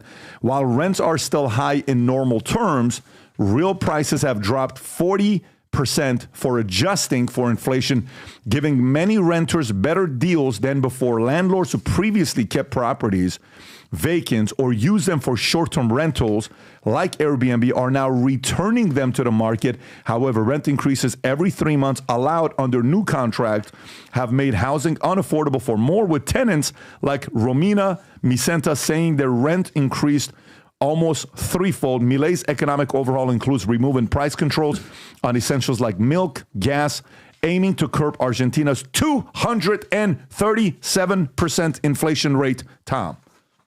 Guess what? Capitalist leadership wins. What Milei did, so you have rent controls. You're one of my favorite case study. Exactly. Actors. So I tell you, you cannot rent that apartment for more than $4,000. Okay. Is it my apartment? Yeah, you own it. Okay. Like you own a condo. Okay. 3 bedrooms, 2 baths. You can't rent it for more than $4,000. All right. But loophole, you don't lease it. You put it on Airbnb and you make $400 a night. Oh. Guess what? You only rent it half the nights, 10, 15, that's $6,000. So do you put it out in the rental market at $4,000 a month on an annual lease, or do you Airbnb it for $6,000 a month? Airbnb. Correct. So guess what? The price control from the government creates a shortage. A shortage because they're not on the market. You're trying to just do Airbnb, vacation rentals. So he takes out the wage and price controls on that, the controls, and guess what happens? The supply comes out and people can get there. And suddenly the market is behaving as it should, which is the supply of rentals to the demand from people. Suddenly the tide comes in, the tide comes out. The ocean of the rental market is operating the way it should. And guess what? It's because Milei pulled socialist programs off the table and said, just like that, what was the famous afuera. He lines up everything in the government. That's got to go. That's got to go. Well, you know what he said? To rent controls, afuera. And guess what happened? People are able to find housing. Now, is the inflation all the way down? No. But this is a guy showing leadership. And by the way, you know what America's going to need 75 years from now? We're going to need a Milei. Because if we keep going the way we're going and we don't get the leadership in and we don't do the things we should do, and when the conservatives don't spend up and spend what they should spend to put the institutions in place and protect institutions, then you're going to be like Argentina. You're going to wake up one day and you're going to be looking for your political messiah, and it's going to be a guy like Milei. Because go look what happened to Greece in Europe when they got to there and they had to put austerity on the books. Okay, you have to work 5 years later. You can't have your Social Security because we're broke. Their equivalent of Social Security. So you have to work 5 years later. And so, and by the way, there'll be 10% less when you get there. Why? Because we're broke. So is that what we want? We want it. The experiments have played out. The experiments have played out. And what you're seeing, if people with eyes to see, is Milei is the leader of the USA 75 years from now, when if we go down to this absolute whirlpool and get sucked down the drain by the socialist progressive policies, this is where it ends up. Where you have somebody that finally steps up and says, to go forward, we need to pull all this government out and release it. The same thing that Reagan said. We don't need more government. We need less. People are looking for government to be the solution when government is the problem. What Milei is doing here is showing leadership. It ain't over. He's got to make more good decisions. He's got to keep pushing. But look at the progress he's making by pulling the socialist things back off the table. And I just hope he can hang on. I hope he can get reelected when it's time. I hope he can hang on. I hope the corruption, the arms of corruptions don't emerge from the abyss and strangle him. I hope he can keep it up because he's got it started. I got to tell you, I fully agree with the biz doc. He's fired up. He's got me fired up right now. Because what's the famous quote from Reagan? What are the most terrifying words you ever hear? I'm from the government and I'm here to help. I don't think so, buddy.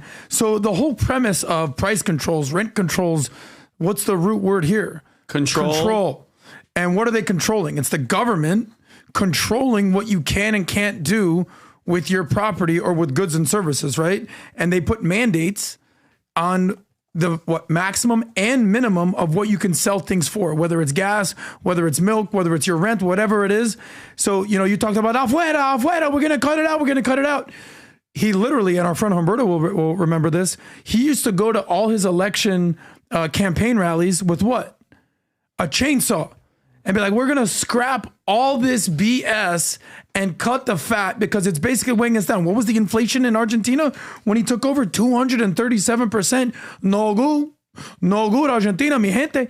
It's no good. So he's coming in there and basically saying, no, we're done with this. And the problem that we're starting to see in Latin America, I mean, it's been a pervasive problem, is, they're promoting socialism, which is basically communism light, as if it's worked anywhere before. So here's this full-on capitalist. Look at him with the chainsaw. Look at him go. By the way, that was on. Saying, you see it? Oh, yeah, he's going to cut someone's hand off if they're part of the government. So he's coming in and basically saying free market capitalism is where it's at. I believe in Western civilization and capitalism, free market enterprise, and we're going to cut your hand off, literally, possibly, if you try to reach in our pockets and basically steal our money, because taxation is theft and rent control is basically theft. And he's just not playing the game anymore.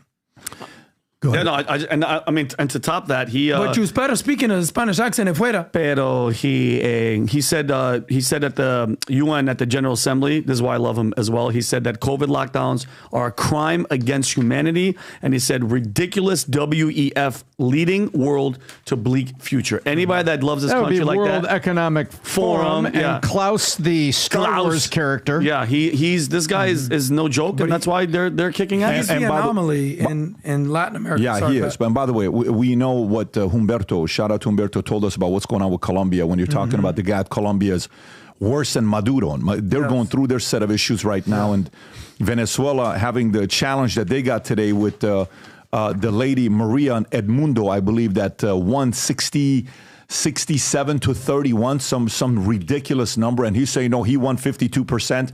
So what Milei is doing is an anomaly. He had a meeting with Musk the other day. Musk showed up with a black Let's Make America Great Again hat. So these alliances are being made. But let me tell you guys, this is how I start my day every day. And throughout the day, I do this 4 or 5 times when I want to know. When I'm in meetings, yesterday I was in meetings from the second I came in to the second I left.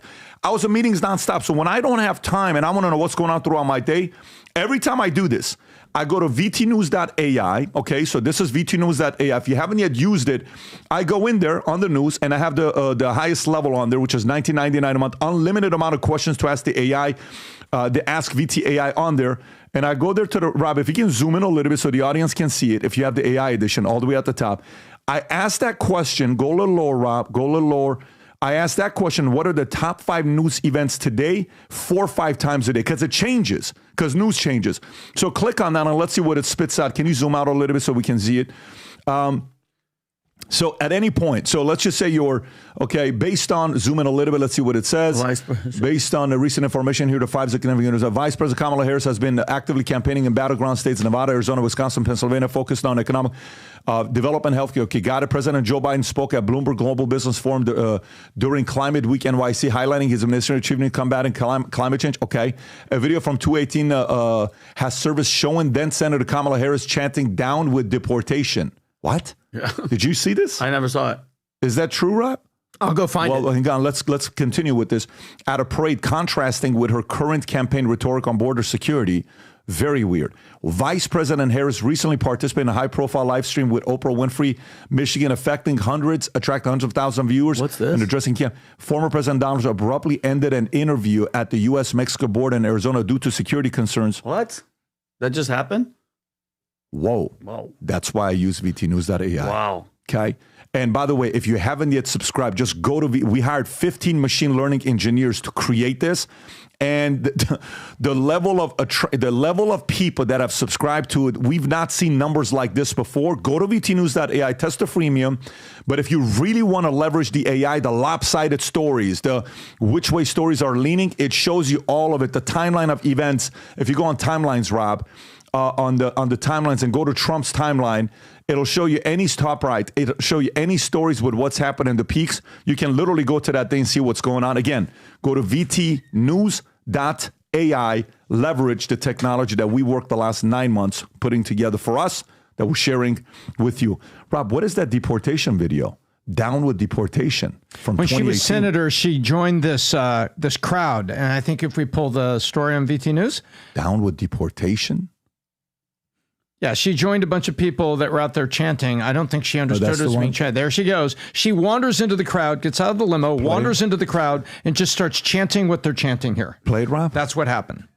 Deportation, up, up with education, down, down with deportation, up with education, down, down with deportation, Whoa. I have no idea what's happening. She's just dancing. She just thinks it's a song. It's a new Kanye song. She's like, oh, I like this new hit. Yeah. Let's go. Oh, my man. Look at that. Yo. Yeah. I actually disagree. Then she asked where the bar was, said wanted a Tito and cranberry, hold the cranberry. And that was how she spent the afternoon. Actually, I respectfully disagree. I think she knew exactly what she was saying. I think that is exactly her policy. She's the border czar. Let them all in. No deportation. Let's give them education and let's give them indoctrination and let's let's maybe eat a Haitian. I don't know. Whatever we got to do, we got to do. A lot of nations. But let's keep these people from the nations in our equation so we have a sensation of the Kamala Harris border emancipation. Yeah. And the border czar, long live the border czar who let 20 million people in the country. You're almost rapping. There it is, Tom. I mean, nobody's a better rapper than you. My brother Larry had what is it? Oh, no, that goes way back. Okay, let me sing it. Go for us. No. Your brother Harry.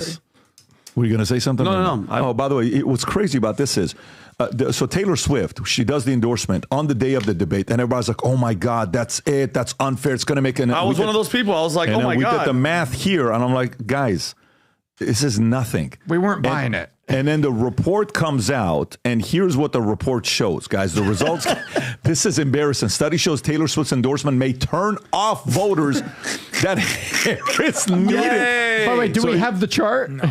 Rob, if you have the chart, I'm going to look for it. Okay, I'm going to read this while you're looking for it. So the endorsement Kamala Harris after the debate went viral, but research shows it may not help Harris. A national survey found that undecided Swifties who initially showed a high likelihood to vote 0.71 on a 0 to 1 scale, reported a sharp decline in intent to 0.4. Damn, when Swift endorsed Kamala Harris. Trumpy Swifties were unaffected by Swift endorsement, and those already planning to vote for Harris showed no increase in enthusiasm. The research highlighted that celebrities, including Swift, struggle to sway voters on deeply partisan issues like abortion or candidate. While Swift activism has mobilized voter registration in the past, the study suggests her political endorsement may backfire, especially amongst undecided voters. So here's the numbers, guys. So, Tom, you want to take this? Go ahead and take this since you're having fun with this. This is just wonderful. So you take the 18 to 34. There's your core Swiftie. 8% were more enthusiastic, but 11% were less enthusiastic about Kamala Harris. Net 3. A net negative 3. And 80%, it didn't effing matter. Nobody. And then you go to their parents, it gets worse. 35 to 49. The Swifties' parents, 5% were more enthusiastic about Kamala Harris, finding out that Taylor Swift was supporting her. But 12% were less enthusiastic, meaning the parents were negative 7. And 83% of them had absolutely no difference whatsoever. So there you have it. You know, we talked about it. Pat did the math. He broke it all down. And then I dug up some stats. I did. That talked about that what used to move voters quantitatively, you know, with facts, were governors, mayors, and the newspaper opinion page. Mm-hmm. It used to be very critical to get the Miami Herald to support you because the opinion page usually wrote a long thing. Remember this, Adam? Miami Herald? And it contained, oh my gosh, facts and policies. Oh, weird. We want to support Michael Dukakis here in Miami for the following facts and policies. Now, that swayed voters back at those days. But celebrities, it doesn't work. And swiftly took 3 points back. And by the way, think about this. Pat broke down the math. In a U.S. race that is razor thin, but it's starting to widen, this is a gaffe. That's a gaffe. So wait, so you mean to tell me Cher saying that if Trump wins, she's going to move out of the country is not going to affect people's vote? That probably helps Trump. Now, watch this, though. Watch this. This is the weirdest thing. The next story is Janet Jackson, who came up there and she says she's not even black. She made that comment last week. Yes. Whoopi comes out defending her. About Kamala. So, oh, my God, everybody gets it wrong every once in a while. I get it wrong. You get it wrong. We all get it wrong once in a while. Just let Janet Jackson go. She's not doing anything on purpose. Get back in line. And then Janet Jackson disavows unauthorized apology for saying Kamala Harris is not black. She was criticized for her comment saying she's not black. She said she's not black. That's what I heard. She's Indian. Jackson claimed that she was told Harris's father was white, saying Harris's father was white. That's what I said. Harris was born to an Indian mother and Jamaican father. Following the backlash, Mo Elmarzi, who identified as Jackson's manager, issued an apology on her behalf, saying Jackson deeply respects Vice President Kamala Harris and her accomplishments as a black and Indian woman. He added, Janet apologizes for any confusion caused. Jackson's team has since disavowed Elmarzi's apology, asserting that he was not authorized to speak for her. USA Today reported that Randy Jackson, Janet's brother, is her actual manager, and Elmarzi's role is now in question. So the translation, Janet Jackson said, knock You're that fired. off. I meant what I said. That's right. That's what she said. By the way, tip of the hat to Janet Jackson. I meant what I said. Do you know she made a music video that the percentage of men buying strawberries went to the roof 3 months later? Did you know the studies have proven, studies that is not public, it's a study that we did. Internally. This is an internal study done by men. It's an insight. It's a very insight. Gotcha. When this video came out, anytime, any place, everybody was buying strawberries. But now she's out there. She's going to have this thing with Justin Timberlake. Did you hear about this thing? Her and Justin Timberlake. I'm going to get you elected by the end of the song.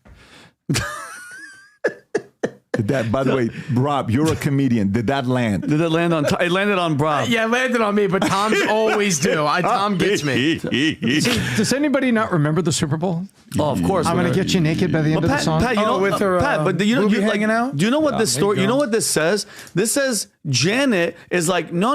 Miss Jackson.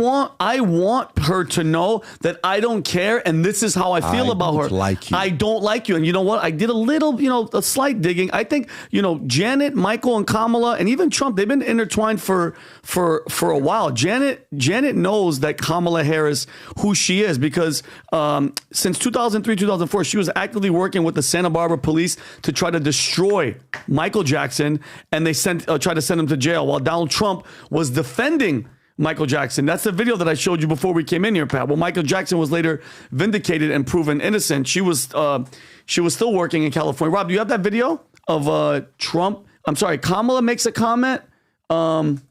It's the one that I sent you. Kamala, Michael Jackson, because I like I said, I think there's something deeper for her. Think about it. Imagine your team, Tom, putting out an apology, and you go, no. You publicly come out and say, I didn't say, no. Leave it there. She's not black. She's Indian and Jamaican. This is it. It happens more often than Hollywood than you think, where your agent will go out and say, well, I think what Vinny was saying was this. For your image. And it's almost like you have your own private little Jean-Pierre running around saying, well, what Vinny was really trying to say was this. Yeah. Because guess what? Celebrities say things all the time. I don't mean when they're drunk and they're walking to their car and TMZ puts a camera phone in front of them, at 2 a.m. walking out of a club. I mean when they say, no, this is how I feel and this is what it's all about. Gary Sinise. I think what Gary Sinise really meant was this. No, I meant this. And then we all found out that he was actually conservative. Exactly. And so this is what's going on here. They're trying to play what she meant to say was, and she's like, no, I said what I meant. I don't like, exactly. That to me has some personal thing. Pat, do you want to show this one? The Michael Jackson thing? You want to tell him the time of where it is? Yeah, go ahead and play it. Because Kamala's in the beginning. Kamala's in the beginning. Go ahead and play. So she's going to go and they took pictures of me? Go ahead. This is could mean life ABC in prison.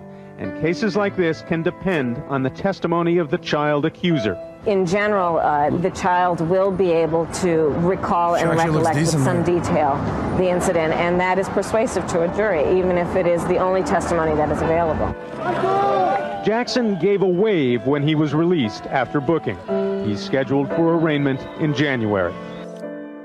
Michael's been a long-time resident of Trump Tower, and last night Donald strongly reiterated his defense of Jackson with Larry King by going after the accuser's mother. The mother. She's had plenty of experience at going after people, and she goes after them viciously and violently, and I saw a story and I read another story about some of the things she's done, and I don't believe it. But you know what it's like when an indictment comes down. It's tough. It's presumption. It's tough. It's tough to win, but I have a feeling he's going to win, Larry. The interesting thing is I've known Michael from many different standpoints, and Michael would spend a lot of time with my kids. I have beautiful kids, and at the time, like at Mar-a-Lago, and even in Trump Tower, the kids were very young. Michael would come, play with the kids. He just loved children. He was not a child molester, and I am certain of that. He loved children. He'd play with my son Eric and my son Donald, and he'd just play with them forever. He loved children, but he was not a child molester. And, that whole final saga of Neverland and the police and what they did was, I think, a very, very bad part of Michael. So I feel like, Pat, like that like as a sister, if Michael Jackson was your sister and Kamala's trying to run for president and you say what you say and then they're like, yeah, she meant that. And you go, no. I said exactly what I meant. I think that there's a little bit of a history book because that's her brother. And that Kamala was talking. You mean like Mike. Janet is not defending Kamala because Kamala went after Michael? I think she doesn't like her. And Donald, the family. Do you think the family remembers what Donald Trump said on Larry? That was on Larry King. That wasn't a side interview. Tom, great point. That was Larry frickin' King at his peak. Yep. And by the way, this leads me to the next one when we're talking indictments. Eric Adams is indicted following federal corruption investigation. This is the mayor of New York, right? Eric Adams has been indicted federal corruption investigation involving potential illegal foreign donations from Turkish government. While the indictment remains sealed, it's reported to focus on whether Adams conspired with the Turkish government to receive illegal foreign donations. And Adam responded. I'm going to show the clip here to you in a second. The investigation, which began in 2021, also examines whether Adams pressured the fire department to approve the Turkish government's consulate building despite safety concerns. His administration has allegedly been destabilized by earlier investigation involving his top aides, including searches and seizures. The calls for his resignation with Alexandria Ocasio-Cortez saying, I cannot see how Mayor Adams can continue. Go ahead and play this clip. This is him. My fellow New Yorkers, it is now my belief that the federal government intends to charge me with crimes. If so, these charges will be entirely false, based on lies. But they would not be surprising. I always knew that if I stood my ground for all of you, that I would be a target. And a target I became.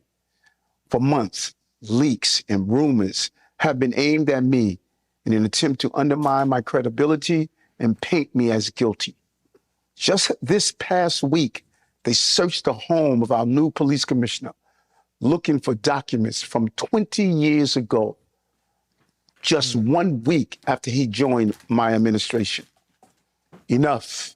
I will fight these injustices with every ounce of my strength and my spirit. If I'm charged, I know I am innocent. Tom, what do you think? So there's a couple things here. I don't have a comment on the charges other than it gets bad when they're going after all your crew and they're taking everybody's computers and files and everything. But there's an interesting soap opera is about to play out because the charter of New York is very clear. If the mayor is suspended, and you know who gets to suspend him? The governor. Governor Hochul has the power to suspend a mayor for a variety of reasons, and you just got indicted by the feds is right up there on the list that you can suspend him. Now, but who steps up? This is where it gets, there's the soap opera.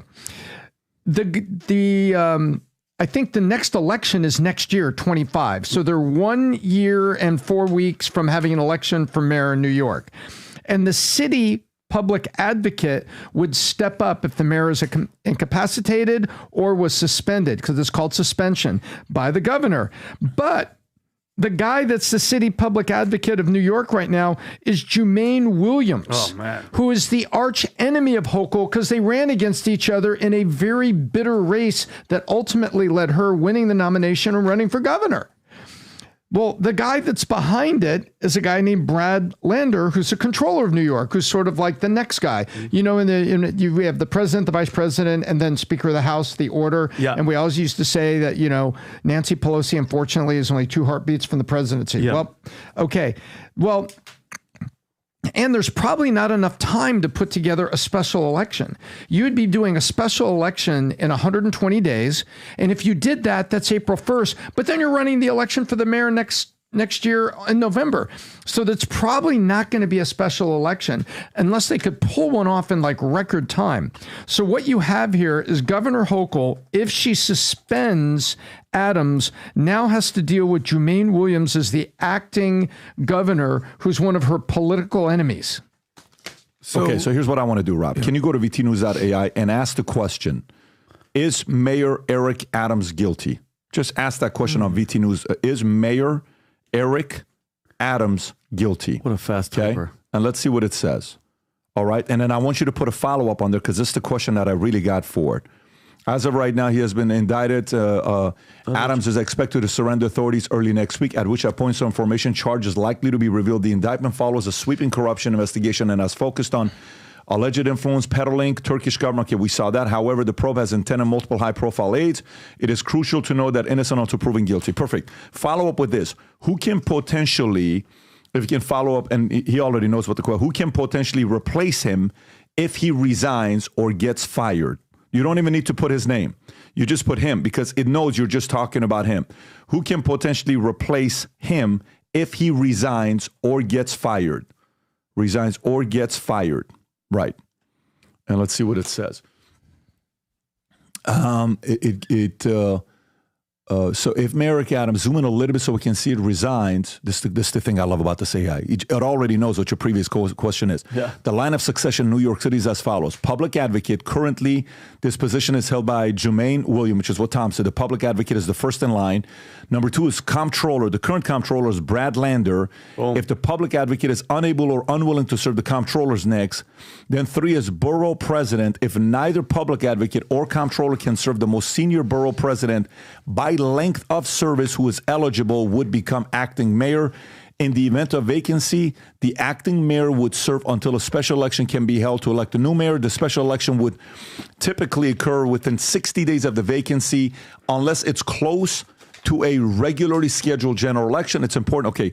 By the way, again, that's their problem with this next is year. on VTnews.ai. This is how you get answers to these technology of the 50 machine learning people that we are. So that's what VTnews.ai says. So Tom, based on that, we know Hochul, relationship-wise with him. With Jermaine Williams is terrible. Right. But here's a question.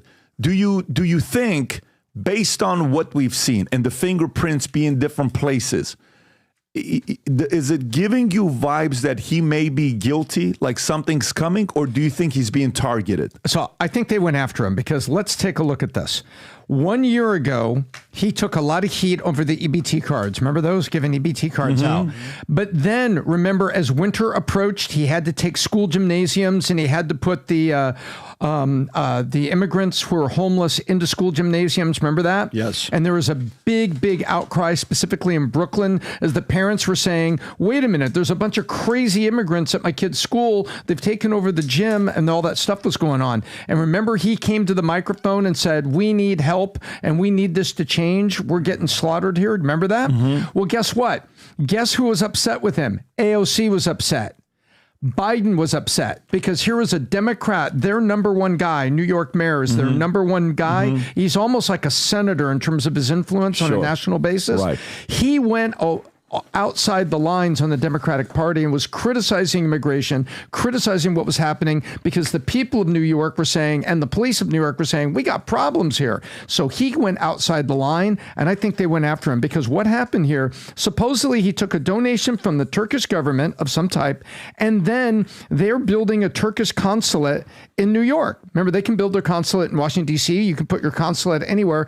Turkey happened to select New York, and supposedly he made phone calls to accelerate permits in the building so they could get their consulate built faster. But the question is, was it cash that he received from Turkey? And that's what we're going to find out. But this doesn't look, he didn't go out and do a foreign arms deal. It looks like they decided to go. And by the way, how many people take bribes from little foreign governments? Let me ask a different question. How different is this than Andrew Cuomo? Well, Andrew Cuomo was a little bit of Me Too mixed in there, and they had those women that kept coming forward, and he had, people were upset about the old folks' homes during COVID.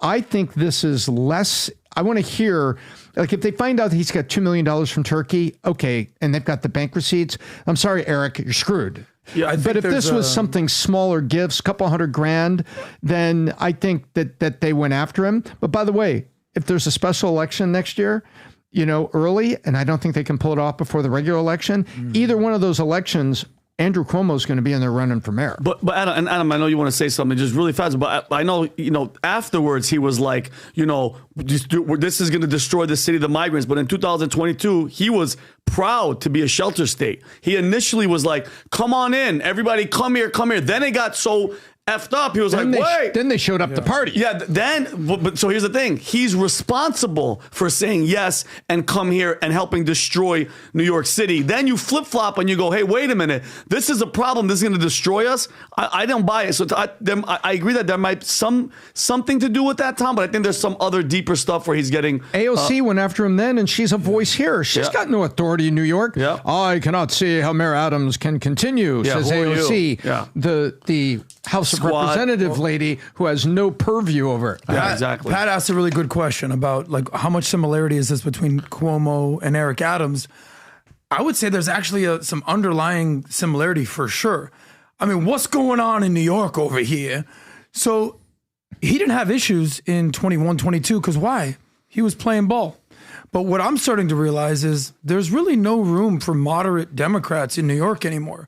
You either go woke left, you go AOC left, or you exit stage right, and you're basically doing what Donald Trump is doing, and basically trying to win New York, and you do the conservative right-wing MAGA thing. There's no more room for moderate Democrats in New York. I'm sorry. Bill Maher. It's not a thing. So, we played that clip about New York Post, but there was another portion of that. I remember like a year or so ago, did you hear that Eric Adams and Donald and Joe Biden aren't speaking? They're not on speaking terms. I'm like, well, why is the mayor of New York speaking with the president anyway? All right, well, they're not on speaking terms. All right, whatever that means.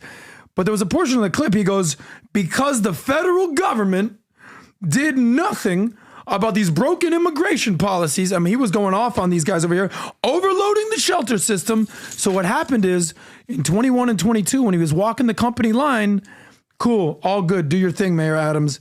But now, much like Cuomo, and this is the sort of similarities, you're paying the price for basically not being woke enough. And what's happening is every single person in his administration, all his close associates have been searched, their phones have been searched, their homes have been investigated. And essentially they're basically saying, listen, you either get in line or you keep it moving. Now, this isn't the state of New York going after him. This is the federal government. Yeah, but they're all connected. I mean, they're all, Adam, none of that happens without them all in cahoots. And guess what? I don't feel, everything that you just said, Adam, I don't feel bad for any of them. But if you were initially the come on in and you were playing ball, now you want to flip-flop, I don't give a damn because the city's gone. We are, as a country, 20 million people are here because of people like that going, come on in. Yeah, come on in. Now that the whole building's on fire, you're like, oh shit, let's call the fire department. I don't buy that, bro. The damage has already been done. That's only half the argument. The other half is, what did we see happen during COVID before he was even the mayor, when Bill de Blasio was going to potentially run for president? What happened then? How many tens of billions of taxpayer money left New York? They're all out of here in Miami. I see them all the time. And by the way, the cops didn't like de Blasio, which is part of what got Eric Adams elected, because he used to be Who, de Blasio? No, Eric Adams. He was a cop. Right. The top cop. 5-0. So the point is, the cops were furious with de Blasio. You're losing taxpayer revenue, income, and now your expenses are going higher and higher because you're letting immigrants come in here and take over these gymnasiums. Let's find out what he got from Turkey. Is not adding up. And by the way, that's the same mayor, that's the same place in New York, that when those same migrants that you let come in were punching the shit out of cops, they walked right out of jail the next day doing that to us. So I don't feel zero remorse for him. That's what happens when you play with fire, you get burnt. The question is this a hit job or is he actually corrupt? That's exactly. We'll find out when we read the indictment. We're going to find out with time. Meanwhile, go to vtnews.ai throughout the day and ask questions. Every couple hours, ask and find out what the top 5 are and follow up with it. Gang, it's been a blast being with you. We got another podcast going out tomorrow, and we'll do this again next week. God bless everybody. Take care. Bye-bye. Bye-bye.